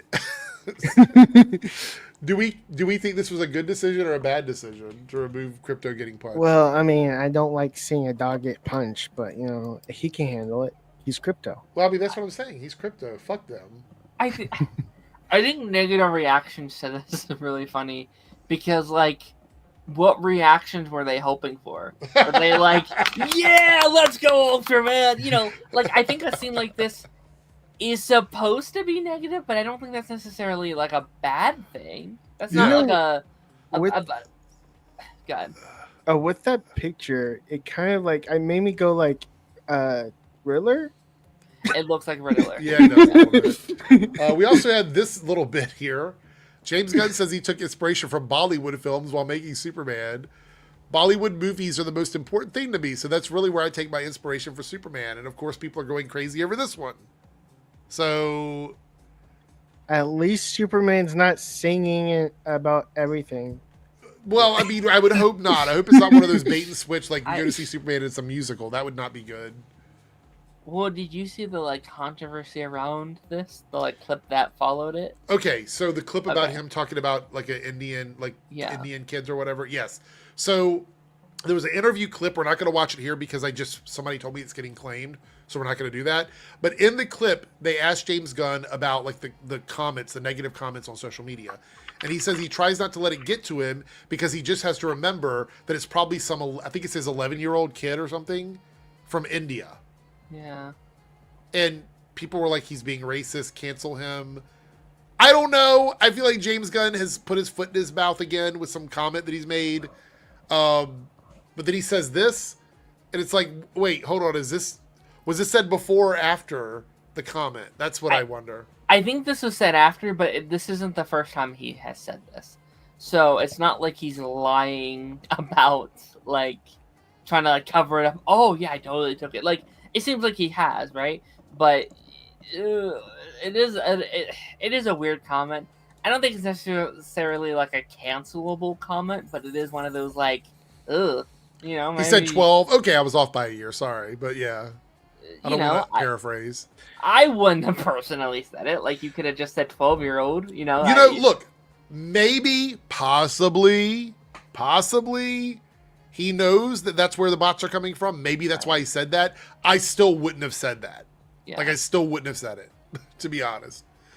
We did get a super chat here from Julia, who is taking Darren's advice. $2 super chat. Yeah. I will check out My Adventures with Superman. It is amazing, Julia. If you want to see a lighthearted, like, very fun take on Superman, and it's anime inspired, I think it's great. I think it's great. And if you want to see a lighthearted Superman that's fun and entertaining, Smallville. Oh my God. I would say more people have seen Smallville than My Adventures with Superman, to be honest. You'd be surprised. Like, shame. There's a lot of people that just now are seeing it and liking it. All right, there's a little clip from an interview. Oh, I'm hiccuping. You're so drunk. Too much. I'm not drunk, but I'm definitely feeling it. Here's a clip where people are saying, Oh, just let's watch this. We'll talk about it. Here we go. I think Batman's got to be my answer, but it just occurred to me that one of the iterations of Robin would be interesting because I think Superman has good dad energy, and although it's been explored, his relationship with his sons in certain iterations, I feel like it'd be interesting to have him as sort of an uncle figure to Batman's younger, protege. And then also Superman and Wonder Woman interests me in theory. Maybe we could have a love triangle. Hold on. Let me pause at the wrong point. We could have a love triangle in the other direction. Lois would have a lot to say about that. I don't know if I can be part of that love triangle. Well, no, that would be a love. That would be I've got a lot of triangles going on. Square. Oh, you meant you two and her. I Sorry. Yeah. Good. No. I mean, there was a love triangle between Lex, Lois, and Superman in Smallville. Well, not Lois. Yeah, there was one episode though. Yeah. I hate Wonder Woman and Superman. I hate it so. It is such the predictable go-to. Like these two characters should be together because all the fans just assume they're supposed to be together. It's like but he didn't even say that. He said a love triangle between Wonder Woman, Lois, and him, and then Lex chimes in. What about a love triangle with me? And I'm like, what are we doing? What is this becoming? I don't think they can take this seriously. I don't think this is a thing. Like, are they teasing? No, I think the bit is that like Wonder Woman is hot. I would like to have scenes of Wonder Woman, right? Like that's the bit. I don't think it's a like, oh, we're teasing. I don't think that's what this is. But I hope they stay far away from any of that. I strongly dislike Wonder Woman and Superman. I'd rather Wonder Woman and Batman, even though I don't love that either. Like I think that's at least better. I do want to talk about the first part though, because I do think that's at least a very interesting part of that point. I 100% agree. I love the dynamic between, especially Dick Grayson and Superman. I like those stories where, like Dick doesn't quite he's not resonating like with that Batman side of the world as much. So what inspires him to be Nightwing is Superman. It's like, oh, that I want to be this force of good. I want to be this thing that inspires. So it seems like we're kind of heading into like a Nightwing era for Dick Grayson in this universe. We don't know yet, but we already have another Robin. So that could be cool. Like, do you think that's where we should start with Dick Grayson as a Nightwing era? I'd rather see the whole journey. Like, I'd love to see from Robin to Nightwing. Like, I'd love to see the whole thing. But I could see, maybe we start. It's tough because we don't know if he's going to be in Teen Titans or not, right? Like we're not sure if that's the one we're going to be getting or if it's going to focus on Damian. But I would like to see him kind of stood up as Nightwing and tell that story. And maybe you can do like flashbacks to show his journey up into that point. I do want to give a shout out to the fact that he basically gave a nod to Tyler Hoechlin in this when he said at the beginning that we've already seen a version of Superman with his kids or whatever. That's definitely about Superman and Lois because that iteration has 2 kids, which makes it very specific. Right. That's what he was talking about. And there's also the animation of Superman's Super Sons or whatever. Yeah. Anthony Beltry says, let's not do a Superman and Wonder Woman relationship, please. Darren would agree with you on that based on what he said here. God, For me, I'm kind of mixed on the idea because I like the idea of Superman dying with Lois Lane and that being the end of their relationship. Basically, they grow up old together. Oh. I thought you were going somewhere else with that. I'm like, wait a minute, hold on. Realistically, Superman ages so slowly.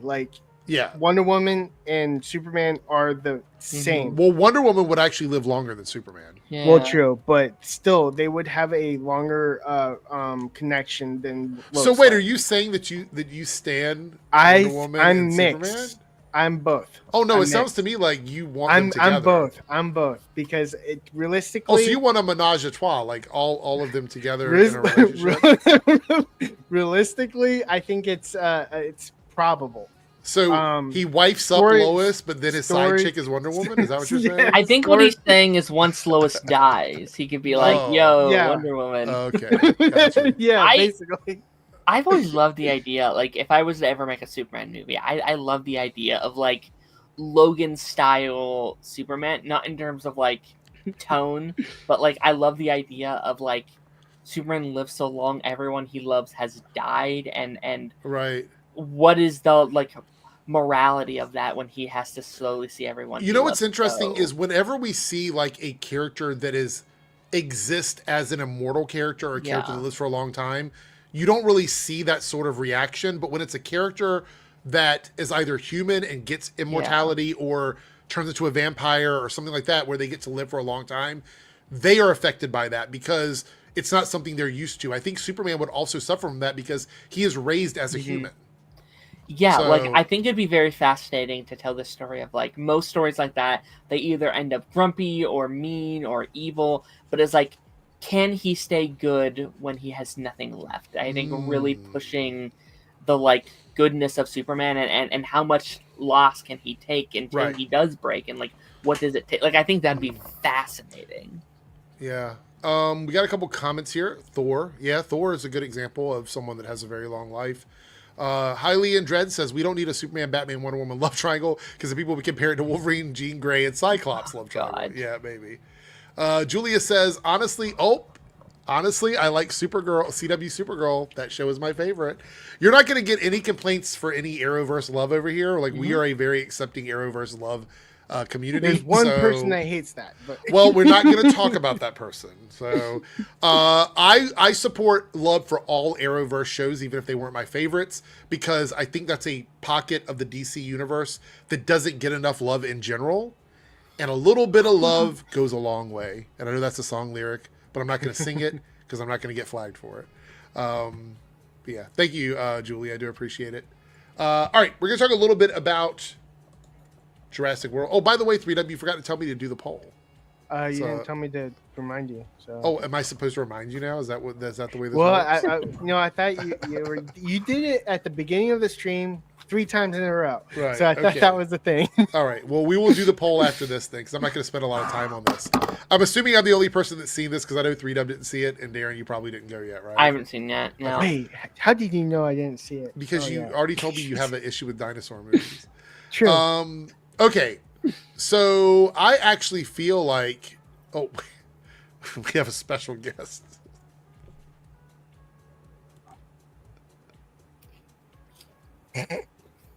A chair. Hi, chair. How are you doing today? We'll wait till he returns. The way surprise stuff going on screen.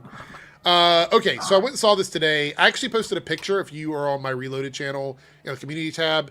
They actually had a Jeep, a Jurassic Park Jeep at my little theater by my house. I was like, what?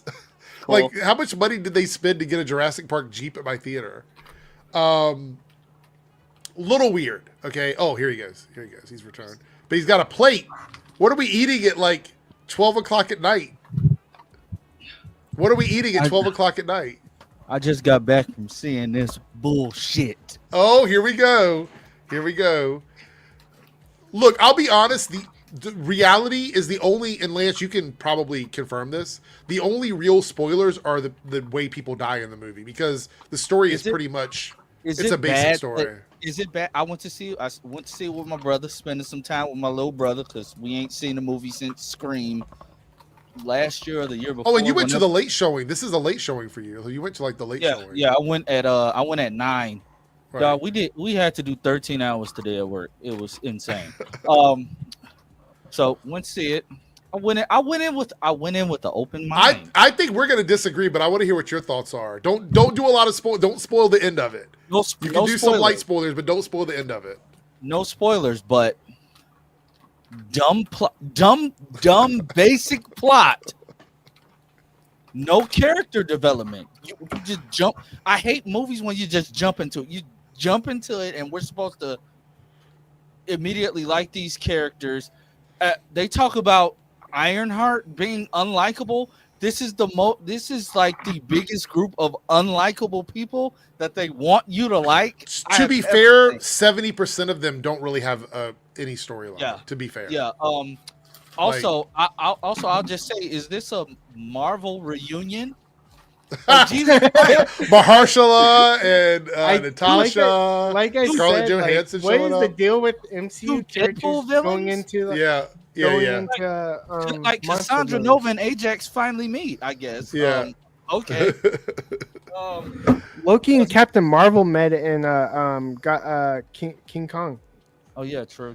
Well, like to be fair, Serenity, when I say no spoilers, it's really hard to spoil this movie because if you've seen the trailers, no plot. You kind of know what the movie is. I mean, there's really not a lot to spoil. But I'm not going to spoil the very end of the film. I feel like that's too far. But The random ass family irritated me. I'm sorry. Okay. So let's talk about that. We do know for sure that there was, and we're not going to spend a lot of time on this because to be fair, there's not a lot to talk about. So we're going to get through this very quickly.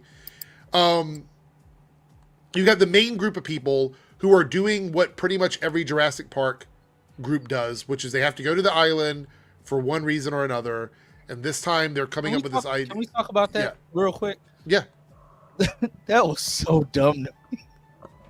Cure heart disease. Okay, cool. You gotta get the three biggest three specific things. 3 specific dinosaurs. Why? Oh, because they have the biggest hearts. Yeah. So here's the thing. I personally felt like that felt like a video game thing. Like you have to go do these tasks or whatever. That felt like a video game thing. Right. Okay. Outside of that, I think that the main characters in terms of acting were fine. There was nothing great. There was nothing awful. They were just Mahershala is good. Yeah. Scarlett is good. Like they're fine. The worst part of the movie outside of everything else is the family with the kids. Yeah. And I think the only reason they existed in the movie was so they could have kids in the movie. Because their storyline doesn't make any sense, in my opinion. At all. Right? Like, why I get you want to spend time with your kids. But I mean, even Mahershala asked. I mean, it was a dumbass question. Why are you out here with your children? Yeah, the movie. Like, it was a dumbass. Why are they not in school? Like, dog, it's the middle of the summer, dog. Like, what? Who wrote this? I don't know. I will say this though, like from the standpoint of like having fun, the friends that I went with, everybody had a good time. But then again, we were drinking a lot of wine all day long, so maybe that had an effect on it. He's hammered right now. I thought it was a good popcorn movie, but the story was paper thin, like paper thin. Tracing paper thin. Yes, I gave it a 5. If you have ever, that's fair. Like I mean, the critics is 51%. That's like half in the middle. You know, whatever. So you gave it a 5 out of 5? I gave it a 5 out of 10. Yeah.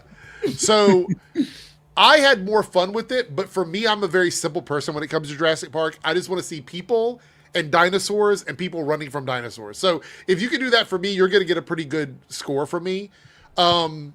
Because in a lot of ways, the reason why this felt the way it did is because it was kind of going all the way back to the first movie. Yeah. Like it's evolved, like the franchise has evolved beyond that, but they went all the way back to basically like the first Jurassic Park, right? Yep. Which is fine. But Darren said, I know he's not here now, but Darren said that he wanted more from the franchise. He wanted the franchise to evolve, right, Darren? Yeah, no. Like I think like I haven't loved one since the first. So that's like the first Jurassic Park. And each time I'm like, well, maybe this time we can get back to basics. Not this time. Serenity, here's the plot, right? I'm going to give it to you without even, and I don't have to even spoil it. It's real simple.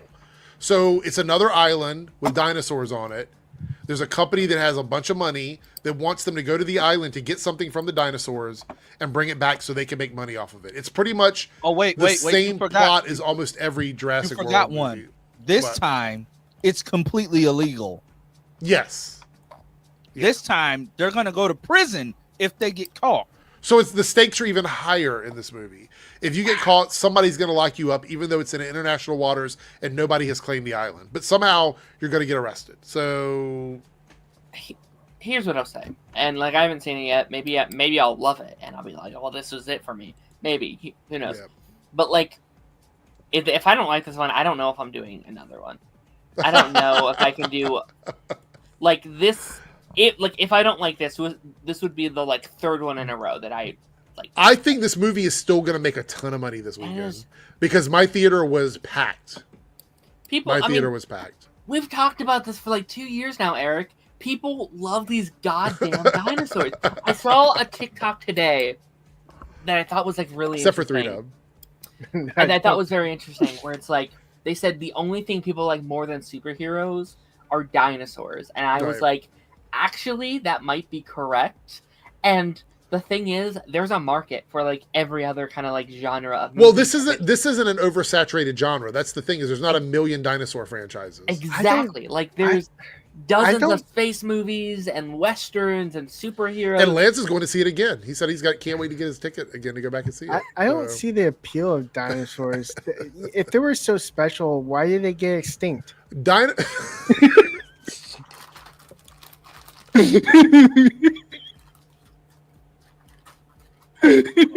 It's horrible. You're mocking their deaths.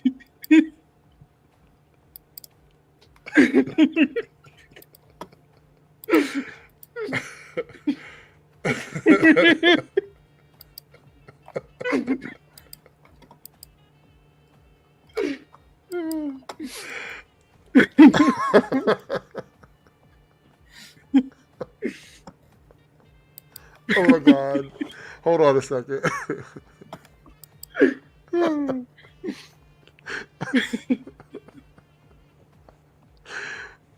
Oh no. Okay, I had to compose myself again after that one. All right, let's move on from Jurassic Park, Jurassic World. If you want to go see it, it's a fun popcorn movie, but don't go in looking for a deep story. You're not going to get a deep story out of it. If you're looking for dinosaurs chasing people, I think it's a lot of fun. But outside of that, you're not going to get much. The kills were cool. Like some of the moments were like legitimately hilarious. I mean, the final dinosaur is terrifying. Like that thing is terrifying. But yeah. All right, Julie here with the $5 super chat. I have a question. Is the Absolute Universe as bad as the new? No, it's not as bad as the New 52. The Absolute Universe is amazing. Yeah. New 52 was a mess, especially New 52 Superman, which is technically Lance's favorite Superman, but the face. That's the Superman he wants to come back. So everybody knows I loathe the New 52 Superman, especially. He was cocky. He was real cocky. He was cocky. He started giving some cocky to Wonder Woman at one point. Which is what 3Dub wants. Hey, can we when just so Lois you guys, dies though. just so you guys know, Jurassic World Rebirth gives a new meaning to eating it from the back. I'm just saying. Oh. Wow. I'm just saying, when you see it, you're gonna laugh out loud because me and my brother was like, "Wow, he really ate it from the back." Don't say it a second time. Like, don't say it a second time. Look. All right. That makes you think of like it's a kill. It's one of the kills. It's just like, what were y'all thinking when y'all wrote that? Like, I mean, it's like the lyrics for a song come to life. Megan Thee Stallion in the house, City Girls. It's so weird. Ruda with the $5 super chat said, "This is a rare occurrence on Nerdcast. Everyone has their cameras on." Yeah, I mean, it is rare, honestly. If Paigey were here, we would not be doing that. Which, by the way, he's been messaging me while we're live. I'm like, wait a minute. Couldn't you be in here? I mean, if you're messaging me, couldn't you be in here? What is going on? Julie here with the $5 super chat says, "Can we get an X-Men in the Savage Land with dinosaurs, please and thankful." Yeah, like if you're gonna do dinosaurs again, give us Savage Land. Give us like that whole storyline. A lot of money, I think. It would 100%. Could you imagine X-Men versus dinosaurs? I mean, it's like just write the check. Go ahead and do it. Isn't there a Spider-Man villain where like he like turns people into dinosaurs or whatever? Like, was there? There's like that comic strip where it's like you could like cure cancer. And it's like, nah, I want to turn people into dinosaurs. Isn't that the lizard? Is it? Sort of. I haven't actually read it. I just know that like comic strip where it's like, no. I mean, like reptile can turn into dinosaurs. Yeah, Savage Lands would be hype as hell. It'd be amazing. What do you know about the Savage Land, Darren? X-Men the animated series. That's funny. I didn't even have There's to a whole like. on it. There's a whole arc on it. Yeah, there's a guy named Stegron. He later collaborates with Sauron in a plan to turn humanity into dinosaurs, battling Spider-Man and the mutant students. Amazing. Spider-Man 5, make it happen. All right, so the poll has been started, everyone. Let me read off what the choices are. We have ranking Arrowverse crossovers. That will be a tier maker list. We will rank the crossovers from the Arrowverse. That includes crossover episodes as well as the big crossover events. Best 90s comedy TV shows. So your favorite comedy TV shows from the 90s. Worst animated movies of all time. So we'll be giving our 5 worst animated movies of all time. And the last selection is 2010's best animated films. So everything from 2010 to 2019. Animated movies. The worst one is going to be like a head scratcher. Why is that? Because I like a lot of animated movies. Oh, you mean like picking the worst ones or whatever? Yeah, picking the worst ones. I'm like, I can't do that. I'm so biased. So Darth, I have only seen the first episode. We went and saw our movie today, and then I've been drinking all day. So I've only seen the first episode. So yeah, probably too early for that. But we'll talk about it on Monday. I'll have it as a topic on Monday for anybody that wants to watch that. By the way, Lance, Paigey told me to ask you, what do you think about the Diddy verdict? He wanted me to ask you that when you were on stream. I'm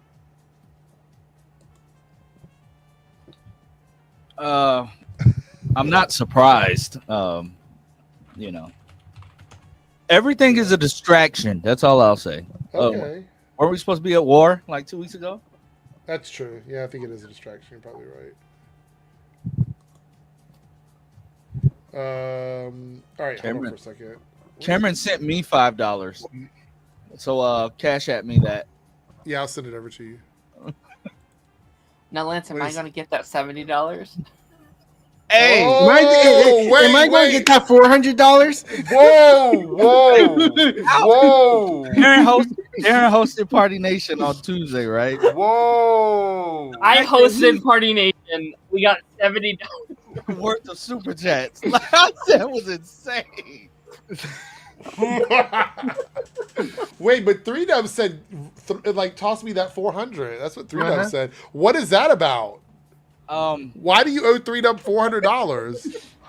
I've been shaking that ass for him online. Oh, okay. All right. Oh my gosh. All right. You're not gonna deny that? Toss me that 400. You denied it yourself. I didn't have to. I'm talking about the shaking the ass part. No. You're not gonna deny that? It's funny. I'm not going to stoop to your level. My goodness. Anyway, Cameron, $5. Lance is the Black Panther, and Lance is the Black Panther, and Spider-Man comics still bad. All right. I don't know. I ain't picked up a Spider. The most recent one is actually pretty good. The one where he's like older. It's like an older iteration of him. I don't mind that one at all. What about Black I've Panther? had too much to drink. I can't remember what the name of it is right now. So we'll just do it. Naruto with the $2 super chat. I was about to ask that, Paigey. There was okay. Hold on with the Diddy stuff. People were covering themselves in baby oil after the verdict. Did you see that? Yeah. In front of the courthouse. I'm not lying. Videos are out there. They were covering themselves in they baby legitimately oil. were It covering wasn't themselves AI. It wasn't AI. They were doing it. Y'all been It's saying crazy AI because look, I feel like how is he not guilty of anything? Well, technically, He's still got racketeering charges, yes. Yeah. But how is he not guilty of anything else? I feel like something is weird. They said Something so. is weird. All Diddy is guilty of is basically being outed as gay. Did that even happen? Was that even part of Basically- it? There was also Basically, there was did he was doing stuff with men? Oh, there was I also, didn't even know he got that in part. trouble for prostitution too. No, he got. That's what he was on. He was in trial for that. That's one of the things that he was not found guilty. No, I of. thought he was. They didn't found him guilty for sex trafficking.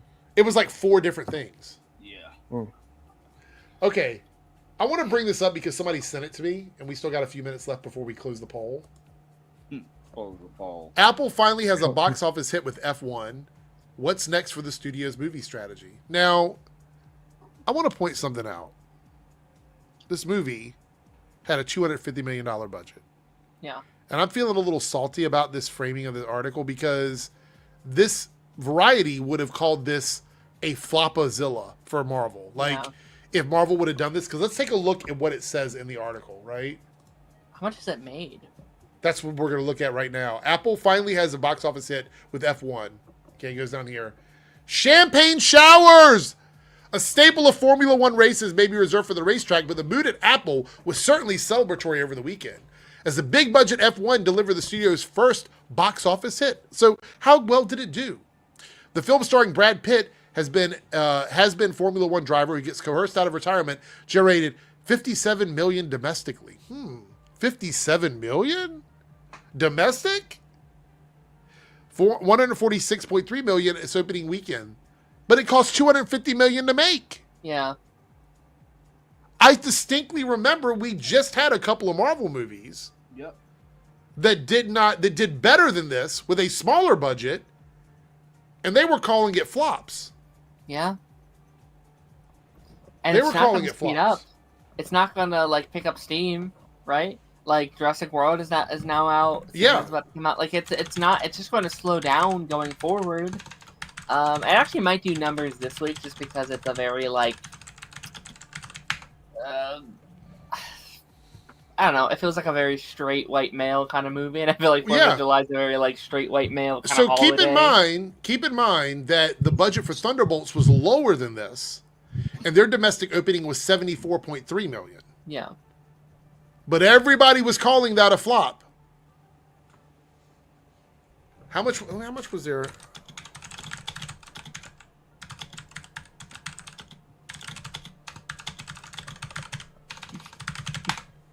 Typing away. Yes, and so they actually had $162 million on their opening weekend. So they did better than this with a lower budget. But Variety and a lot of people on the internet said that was flop territory. Yeah. So what makes this one different? Brad Pitt. It says here, yeah, exactly. It's got a white guy.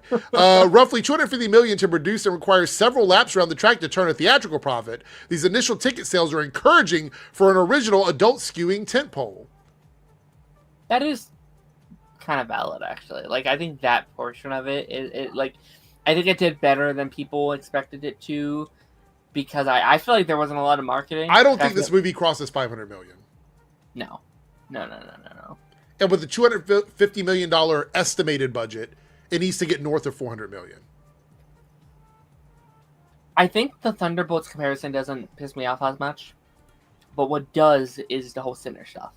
The way they treated Sinners was that's true. That's absurd to me. Like, I feel like those two are a better example, and they were like, I don't know the comparisons in terms of like opening weekends from those both movies, but I think them being like, this is a success story and Sinners is not, when that came out, I think that's the bigger like, what the fuck. That's true, but that's because that movie had a bunch of black people in it.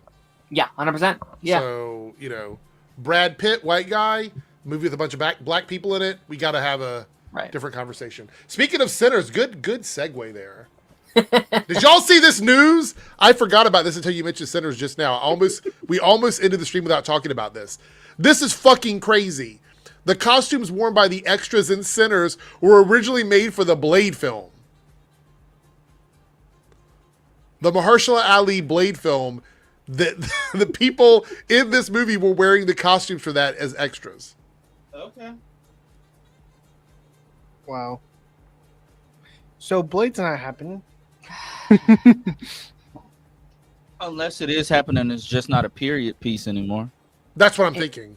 And right, like these jokes write itself. They really do, because I know there's a whole campaign of people that want Ryan Coogler to do Blade next, and I don't think he should, just because I don't think he'd want to do two like vampire movies back to back. I don't want it to just be Sinners, but with Marvel, right? Like I don't want that, but it is frustrating that. I mean, like, the thing about this is crazy to me is they already had the costumes ready. Yeah. Y'all, they already had the costumes ready. Yep. Listen, I rather this though. Like I rather them stop production on the movie that wouldn't have worked than just push forward and it was shit. You know what I mean? McLeod, there's only one Blade. There's only ever going to be one Blade. Yeah, I mean, at this rate, maybe. I don't even know anymore. Like, look, Sinners is amazing. It's an amazing fucking movie, right? I think it's a great film. Ryan Coogler is brilliant. That's why I think Ironheart works, because it's just got that little touch of his production company on it. And I think that's great. But it's a little bit inside of me that hurts to know that this was like, this could have been the Blade movie, right? This could have been like the beginning of that Blade franchise. Yeah. How are you feeling about it, Lance? I want Blade to happen, but if they just gonna keep dicking around with it, I don't care anymore. I don't. It's just annoying at this point. Like, a Blade movie should not be that hard. It should not be this hard to get a Blade movie off the ground. He's a vampire. I actually vampire think shit. Mahershala is out. I think he's out as Blade. I don't see a pathway forward with him as Blade at this point. I didn't see a path forward with him being Coppermouth either. Well, no. I mean, I think that they were reaching a point now where by the time the Blade movie comes out, he's going to be so aged out of that role that they're going to be looking for somebody younger. True. That's what I think. I mean, I know it's ageist and shit, but that's just the reality of it. I mean, the original guy from the first trilogy of Blades, he's came back and he's not aged out. Well, no, but he was definitely playing like a slightly older. He's playing like version. an older version of the character. Yeah, that's been doing it for a while. Wait, hold on for a second. Hold on. I need to look something up. We have a super chat here. Let's read this and then I'll look this up. $5 super chat from Cameron. Have you seen that some of the interviews want James Gunn to bring Static Shock and Helena Wayne? Actually, there was wasn't Helena Wayne Vixen, but there was a Huntress thing about like Korean Huntress movie. Did you see that? Yeah. Is that real? Is that a real thing? It's rumored.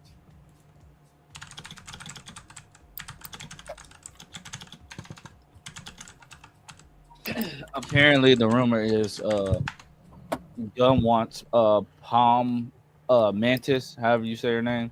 Yeah, they played in Guardians of the Galaxy. Yeah. Yeah. But they said it's not even going to be in English, apparently. It's going to be, I think they said Korean, if I remember correctly in the article. So, to be clear here, there's only a 10-year age difference between Wesley and Mahershala. What, 10? 10. Okay. Wesley's 61, Mahershala is 51. Well, in 10 years, we might actually get it. Yeah, I think James Gunn said, we talked about this a little bit the other night, is that there's a issue with bringing characters over from Milestone Comics. Yeah. That there's some sort of like contractual problems with that. But I'd be okay with, like, there's a lot of Milestone characters I like to see. So, Naruto here with the $5 super chat. This is coming out at the same time as they announced Blade for Marvel. I didn't even realize that. That's fucking hilarious. That's hilarious. Is anybody playing Marvel Rivals at all? No. I couldn't get into it. Hold on, I just saw what you sent me. Damn, we're gonna. Yeah, that came out a few days ago. I thought you might want to cover that. Yeah, we should watch that for sure, 100%. But Naruto, yeah, that's crazy. Blade coming out in Marvel Rivals and they make this announcement. It's just the jokes write themselves sometimes. All right. So this is the trailer for Eyes of Wakanda. Has everybody seen this yet? I haven't seen this. Yeah. Have you seen I have. it? Well, what about you three, Dub? No. Lance, have you seen this? I saw it. Here we go. Eyes of Wakanda. There he is. Wakanda is a kingdom of many secrets.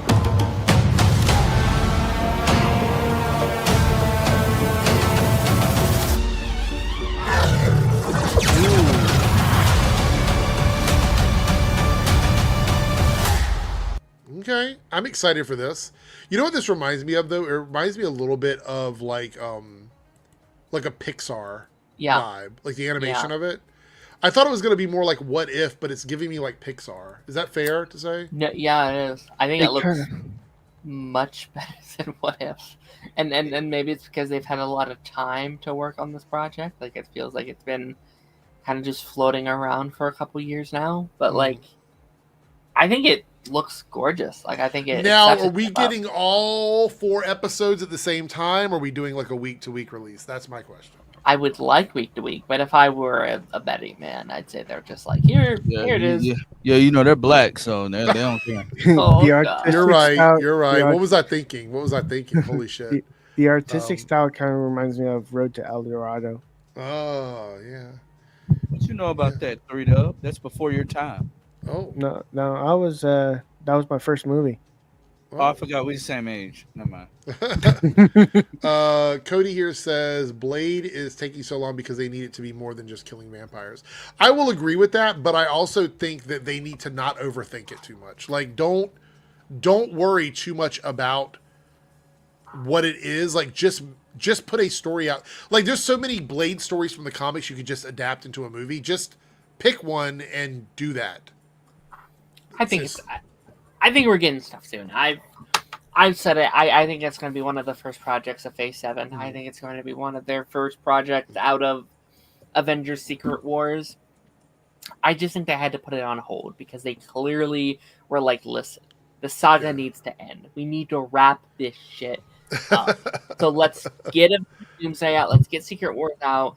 And then we'll give you a call. And we know we're getting Black Panther 3 because Ryan Coogler pretty much confirmed that on the red carpet for Ironheart. So, I mean, if he wanted to be real bold, he could just take Ironheart and put her in Black Panther 3 if he really wanted to do it.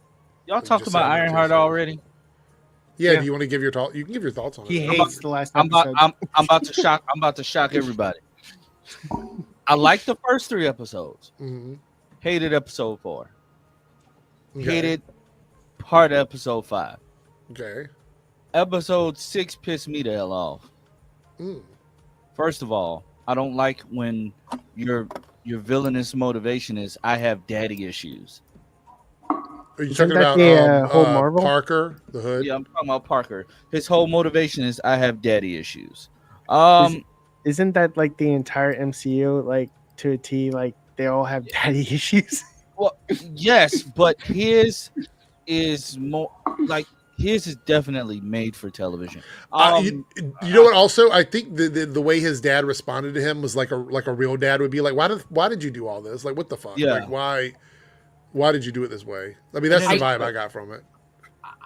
I don't hate that it's daddy issues. I just wanted more meat on its bones. Like, I think what they were doing there worked, but they don't do enough with that idea. They don't flesh it out in any way. And again, that goes into the thing where it's like 6 episodes, they did not have time. Like I think they did what they could have, but that was one of the issues. I think Hood was one of the things that they really were lacking in those last several that was not there. What was the other thing? Did you have another issue, Lance? Like episode 4, I hate, and this is with everything. I had this problem with the Flash. I hate when it just becomes trauma dumping on your main antagonist, especially all at once. Episode 4, it just felt like everybody was telling Riri, "Oh, I still feel like that's Darren's same criticism is that they just the way the show was structured, like the amount of episodes they had, they needed 8. I think At minimum. I think this they show need is A. like an A for me. I think if this had 8 episodes, it's like an S. Like I think it's like really, really, really close to being something really special. But they just like that template that they were built around did not do them any favors, and it really fucked them up. And it's sad. It's because it's so close. I think if you're not going to give a show 8 to 10 episodes, just make it a movie. Yeah, and that's my opinion on it. Then my biggest issue is and it's not even like a big issue to everybody, just to me per se. They waited so long to release this show, and Darren's heard me say this already. This show is still in 2025. Yeah. Yes. 100%. The MCU is now in 2027, 2028. Yep. Yeah. So you mean to tell me that you have several time anomalies going on? Natalie was brought back by Mephisto as the same age she was when she died. Mm-hmm. Like the blip, like the snap. Like the blip. So she's brought back to life in that time period. Riri made a deal, spoilers, with we already talked about it. Unknowingly. And my thing is, yes, you can get seduced. You know, he's saying stuff she wanted to hear. But Riri, you're smart. He's not just gonna bring back an AI that you can make yourself. Yeah. I think the issue is what I said to Darren, though. I think the writers were trying to get us to understand that she doesn't make good choices. She has poor life choices. No. Yeah. I kind of really like that ending because but again, I only like it if we're going to get a continuation. If we see it again. Because that's my problem. I'm Team Darren right now, but I will be Team Lance if we don't get a continuation of the story. That's my problem, because you have to think about it. What the hell is Riri's body gonna look like now? Yeah. Right. That's exactly like literally. This is what we were saying earlier. Like, what is that going to look like? She should be complete. She should be just a big scar. Another thing that I hate. Okay, you show us the simultaneous, like I'd assume it's a couple of days later when Riri. Oh, cool. Y'all give us the comic book cover hair, the afro. You give that to us in the last episode for 2 seconds. Okay, yeah, that's nice. Before you revealed us that she made the biggest mistake that she could possibly ever make. Okay, so what's next? Because we have not seen her. We don't know where she's gonna show up yet. How is she sustained? Well, she said she's gonna be in Doomsday. That's what she said. I don't know. I don't know, because will we really have time to deal with the fact that she's turning into a giant? You know what would be great? I would love it if she would show up in Doctor Strange 3 with Zelma and Mephisto was the villain. Yes, that'd be they awesome. work together. I think that would be fun. Here's the thing. Yes, I'd like that. If she shows up in Doomsday, I think we're undoing all that. I don't think we're addressing it. I think they're going to be like, I think they're going to show Zelma did a spell that blocks her from being possessed by Mephisto, and now she's able to function. It's going to be the whole arc reactor storyline with Tony Stark all over again. They're not going to even address it, and that's going to piss me off.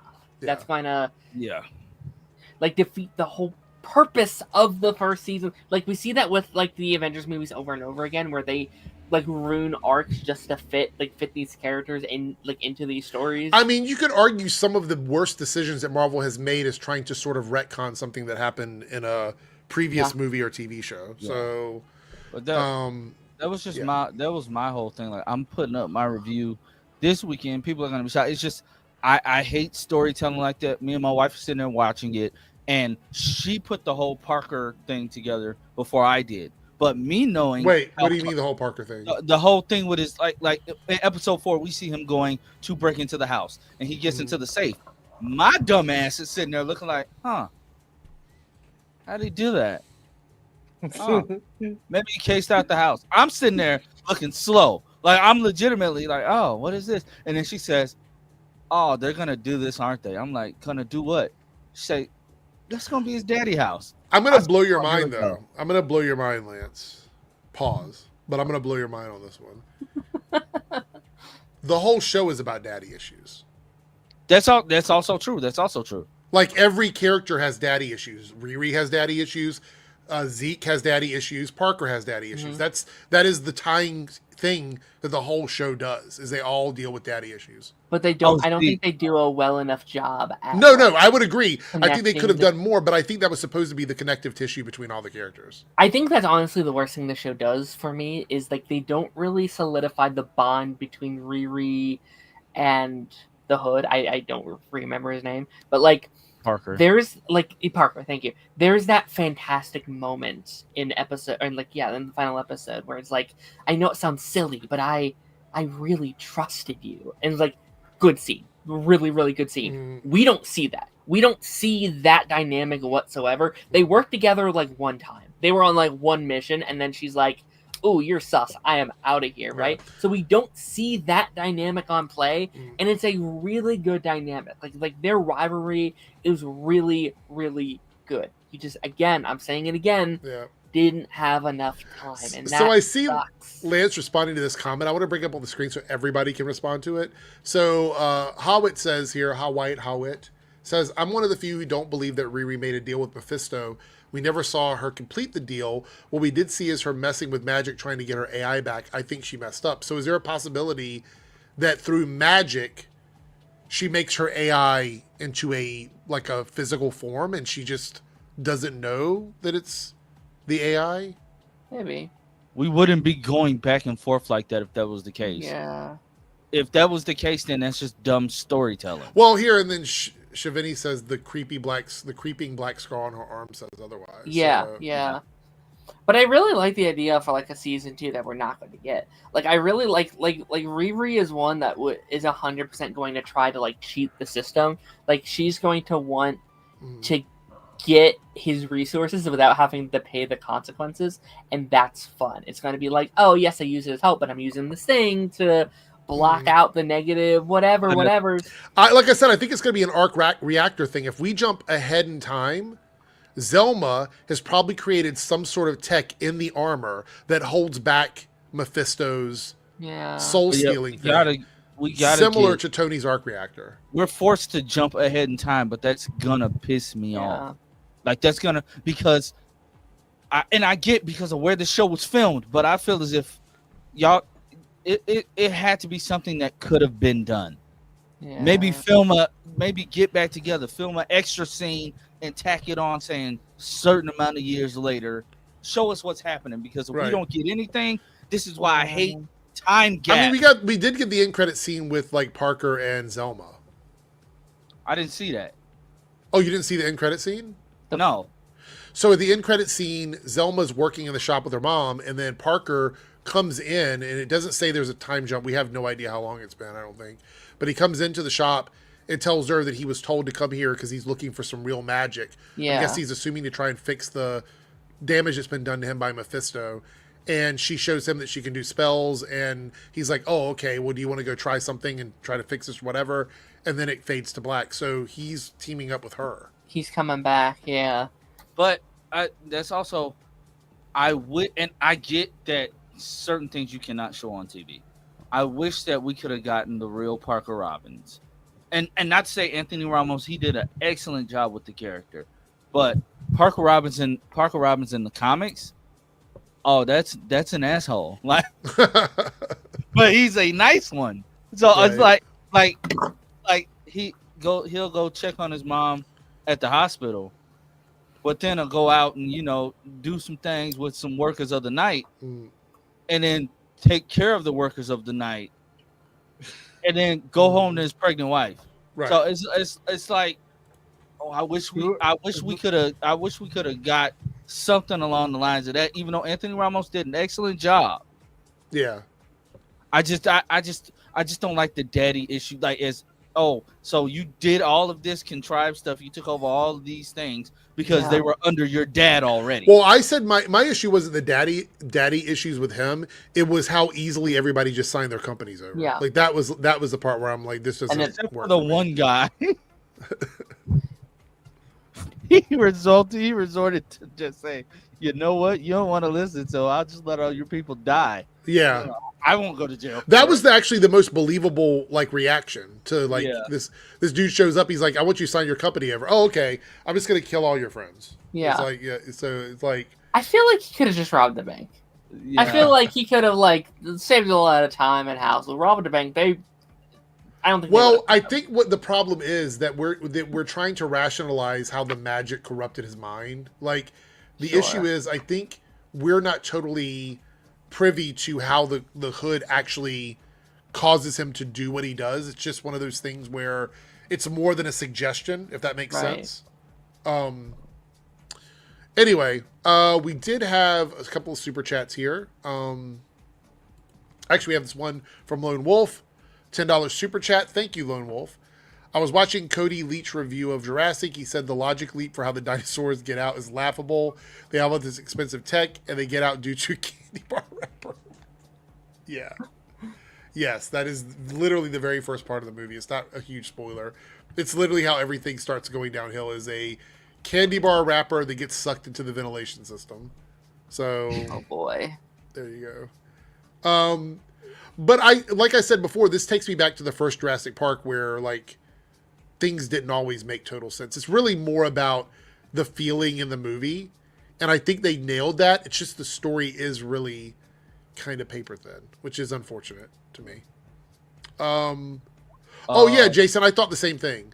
Parker's cousin. I was like, this looks like the actor that played Scorpion in oh yeah, in fucking Amazing I thought Spider-Man. that too. Yeah.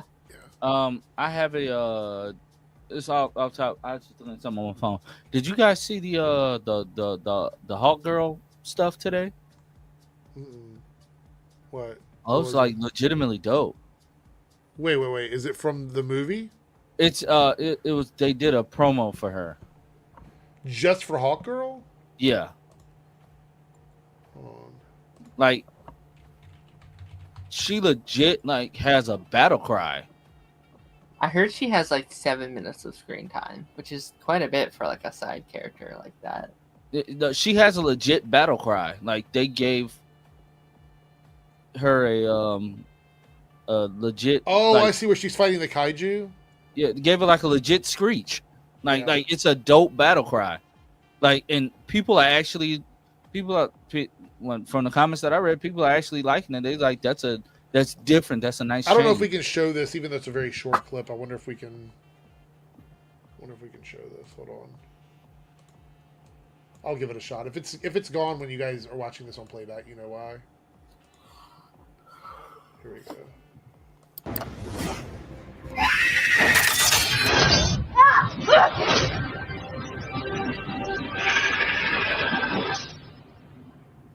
I like the battle cry. I'm still not sold on the suit. Sorry. We're not supposed to be sold on the suits. Why not? Because they're Maxwell corporate. Lord propaganda. So do you like it? No, we're not supposed to. Oh, so you don't like this one? I'm saying we're not supposed to like. Well, it. no, but do you like it? Is what I'm asking you. No, you're not gonna win this. So you think it's ugly? I want her to take the jacket off and possibly. So it's ugly. I see. You just ruined my joke. I want her to lose the jacket, right? And yeah, possibly the pants. Oh shit! Wait, hold on. Where are we Lance? Make it comic book accurate. I'm telling your wife, Lance. Well, you know, people saying the wings look weird. It's because she's small. She's not gonna have. I thought the wings looked weird at first too, but she's small, so they fit her frame. Right. So you like the wings? Yes. But you don't like the suit? No. But you're not supposed to. Are you just saying that because you said that we're not supposed to like it, or do you not like it? We're not. I'm asking you legitimately. Do you like it? It doesn't matter if we're not supposed to. Do you like it? Or You not like that? it? You don't like it? No. And it's honestly because I thought there was. At first, I thought they were. I mean, they're clearly riffing off the Terrifics, right. which I get. I also find it weird that Maxwell Lord owns the Watchtower. I mean, not the Watchtower, the Hall of Justice. Yeah. Well, I don't find it weird. It's just like has he killed Ted Cord yet? Like that's what I want to know. Like, but I can't see Sean Gunn killing Ted Cord. Like Maybe he'll surprise you. I Maybe can't he'll see surprise you in him the just movie. like that's like pulling out a gun and shoot Ted Cord. I can't agree, see Thomas. it. I think the Hawkman wings from Black Adam did look better. That's just my opinion. That was also. Did you know that those weren't like Yeah, we talked about organic? that before. Yeah, yeah. I was so pissed. I thought they was coming out of his back. Yeah. I'm mad. I like organic wings. Are these organic? Yes. Has that been confirmed? Yes. Really? Yeah, James Gunn answered somebody's question online. Oh. I think I heard that too. Maybe. You know whose wings I really did love though? Remember that random Thanagarian off of Naomi? That was the best part of the whole show. Which is It was, like, honestly. I one want to see more of that scene, character for sure. Yeah. And then he had a fight scene and they cut it. It was like a. Oh, that made me so mad. I was When like, the fight scene was about to "Let's start go." and then they cut away, I was like, what the fuck? And then it's over. I was so. Yeah. Pissed. I was so. 3W, do you like the suit? I don't have I don't dislike it. Oh. You know, basically, I'm like the suit. I like it. I don't. See, love it. see, Darren admits he's being honest. He's like, I like it. I don't. I love like it. I don't. I love like the it. color scheme. I do agree with Lance though that I do think these first suits are also kind of supposed to suck for them, because they are corporate, and then we're gonna slowly see them get better as we go through. Mr. Terrific's, however, is perfect no matter. I like organic wings too, especially dipped in buffalo sauce. Wait, hold on. Hold on. Hey, Hold Eric, on for a second. Eric, did I ask you this question? So, you know, all the stuff was coming out last week, and he says the thing about the Justice Gang, even though that's not their real name, is they don't have problems killing, and it made me wonder how many Green Lanterns did Maxwell Lord approach? Like, did he try to talk to Hal Jordan, and Hal Jordan was like, yeah, I have morals for what I'm gonna do. I'm not gonna join this gang. Oh, you mean like the ones in the DCU? Yeah, the ones in the DCU. Like, did he approach like Hal Jordan? Well, we see him in anyone? Peacemaker, like trying to like get Peacemaker to join the Justice Gang, or he wants to join the Justice Gang, or something like that. Yeah, so it makes me wonder, like, is Hal the one that said, you know, I may not be the guy for you, but I have somebody that is, and like pointed him in guys' direction. And Peacemaker is like he doesn't like he kills, so it fits with the Justice Gang. Yeah. I don't think we've Kendra. confirmed what version. Well, they say Kendra, but I still don't know if we know like whether I or don't not know she's if an it's- alien. I don't know if it's Thanagarian or not.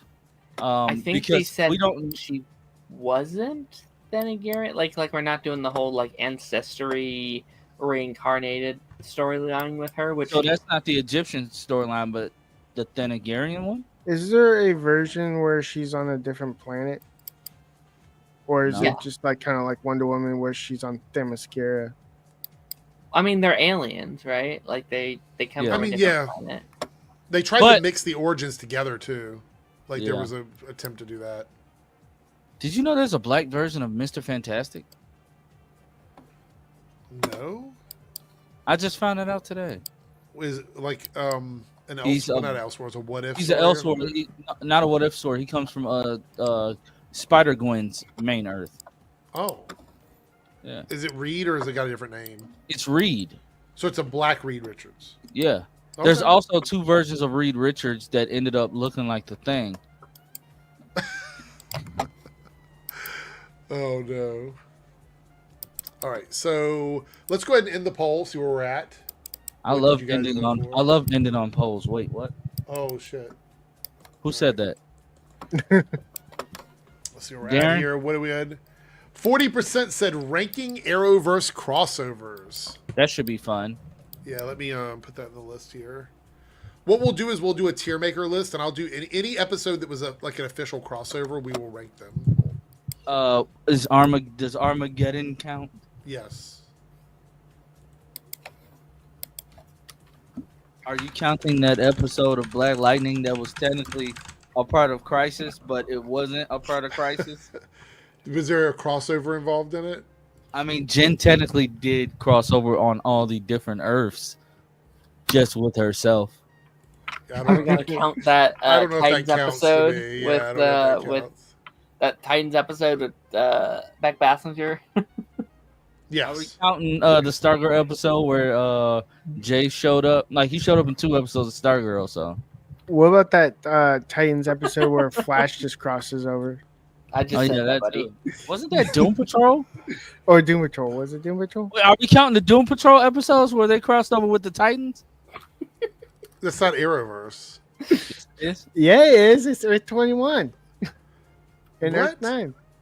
Yeah, Doom Patrol. We're is talking on Earth. specifically about stuff that takes place on like the regular Arrowverse Earth, So not you're other you're Earths. you're basically like Superman Lois. What is it over No Arrowverse adjacent What about stuff. Diggle? I've had this argument with people before. No Arrowverse adjacent stuff. It has to take place on the main continuity. What crossover. about Diggle in season 1 of Superman and Lois? That's a not our. crossover. Because that's not our Diggle. It should have been. All right, it's Diggle from another Earth.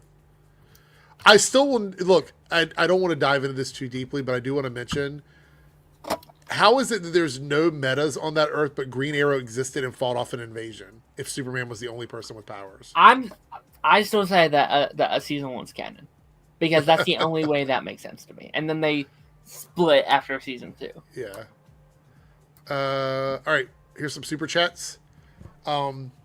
Cameron with a $5 super chat says, Eric, have you seen that Comic-Con in the fall will showcase the Supergirl movie? Did they confirm that? No. Yeah, I think so. When was that confirmed? Today they said. I say it had to they're be gonna at- recent. They're going to be at New York Comic Con instead of San Diego, because it came out today that San Diego don't got shit this year. I know. Poor Surprise, Lance. surprise. That's actually not completely factual. The headline is very misleading Okay, tell me then. because DC will still have a presence. Sorry. They just so sassy. I'm sorry. I mean, they don't have anything to show right now, so why would you come?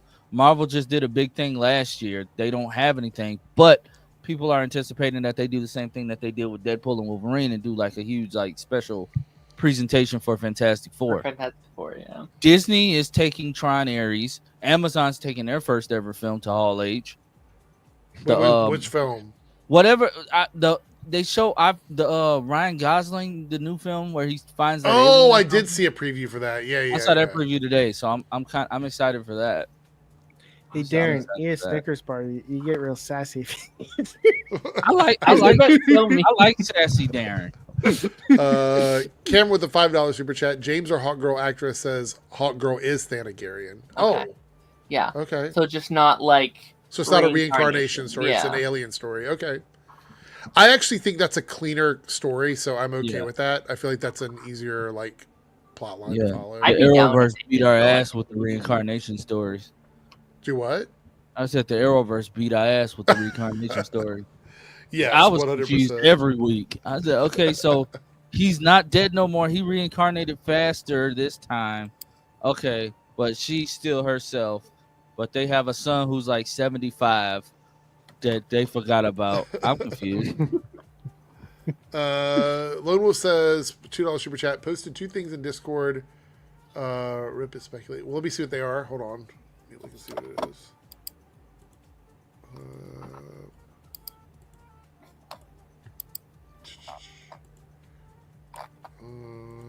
Did you post it in general, or did you post it General. into? Okay, I see where it is.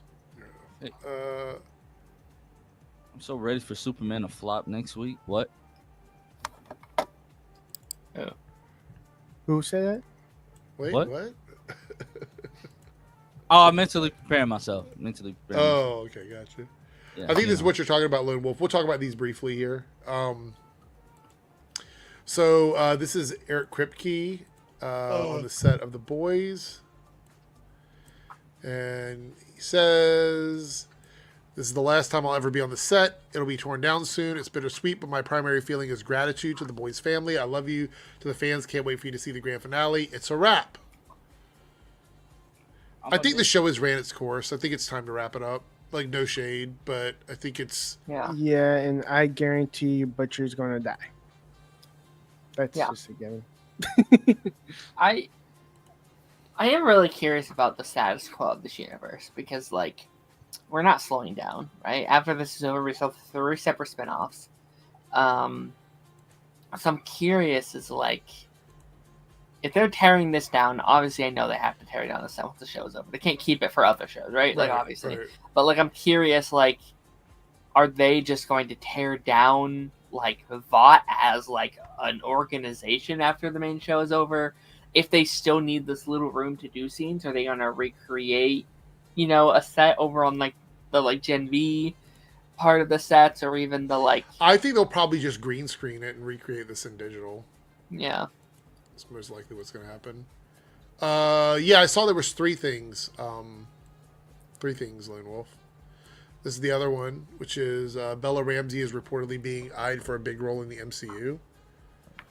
Daniel RPK is... I don't always take everything he says. I've stopped trusting him. I feel like... he used to be a lot more credible than he... Yeah. Now it's just clickbait shit. I don't even remember the last time he said something that was, like, accurate, to be honest. Right. Like, we used to cover this a lot in the past, and then a lot of these things were just garbage, so I just stopped talking about them. One time, he basically said, like, a trailer's coming out, and then it didn't come out on that day. It was a day later. I'm like, you could... Where do you get that from?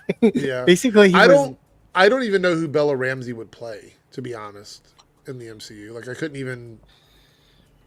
I mean, does anybody have any idea who you could see her playing?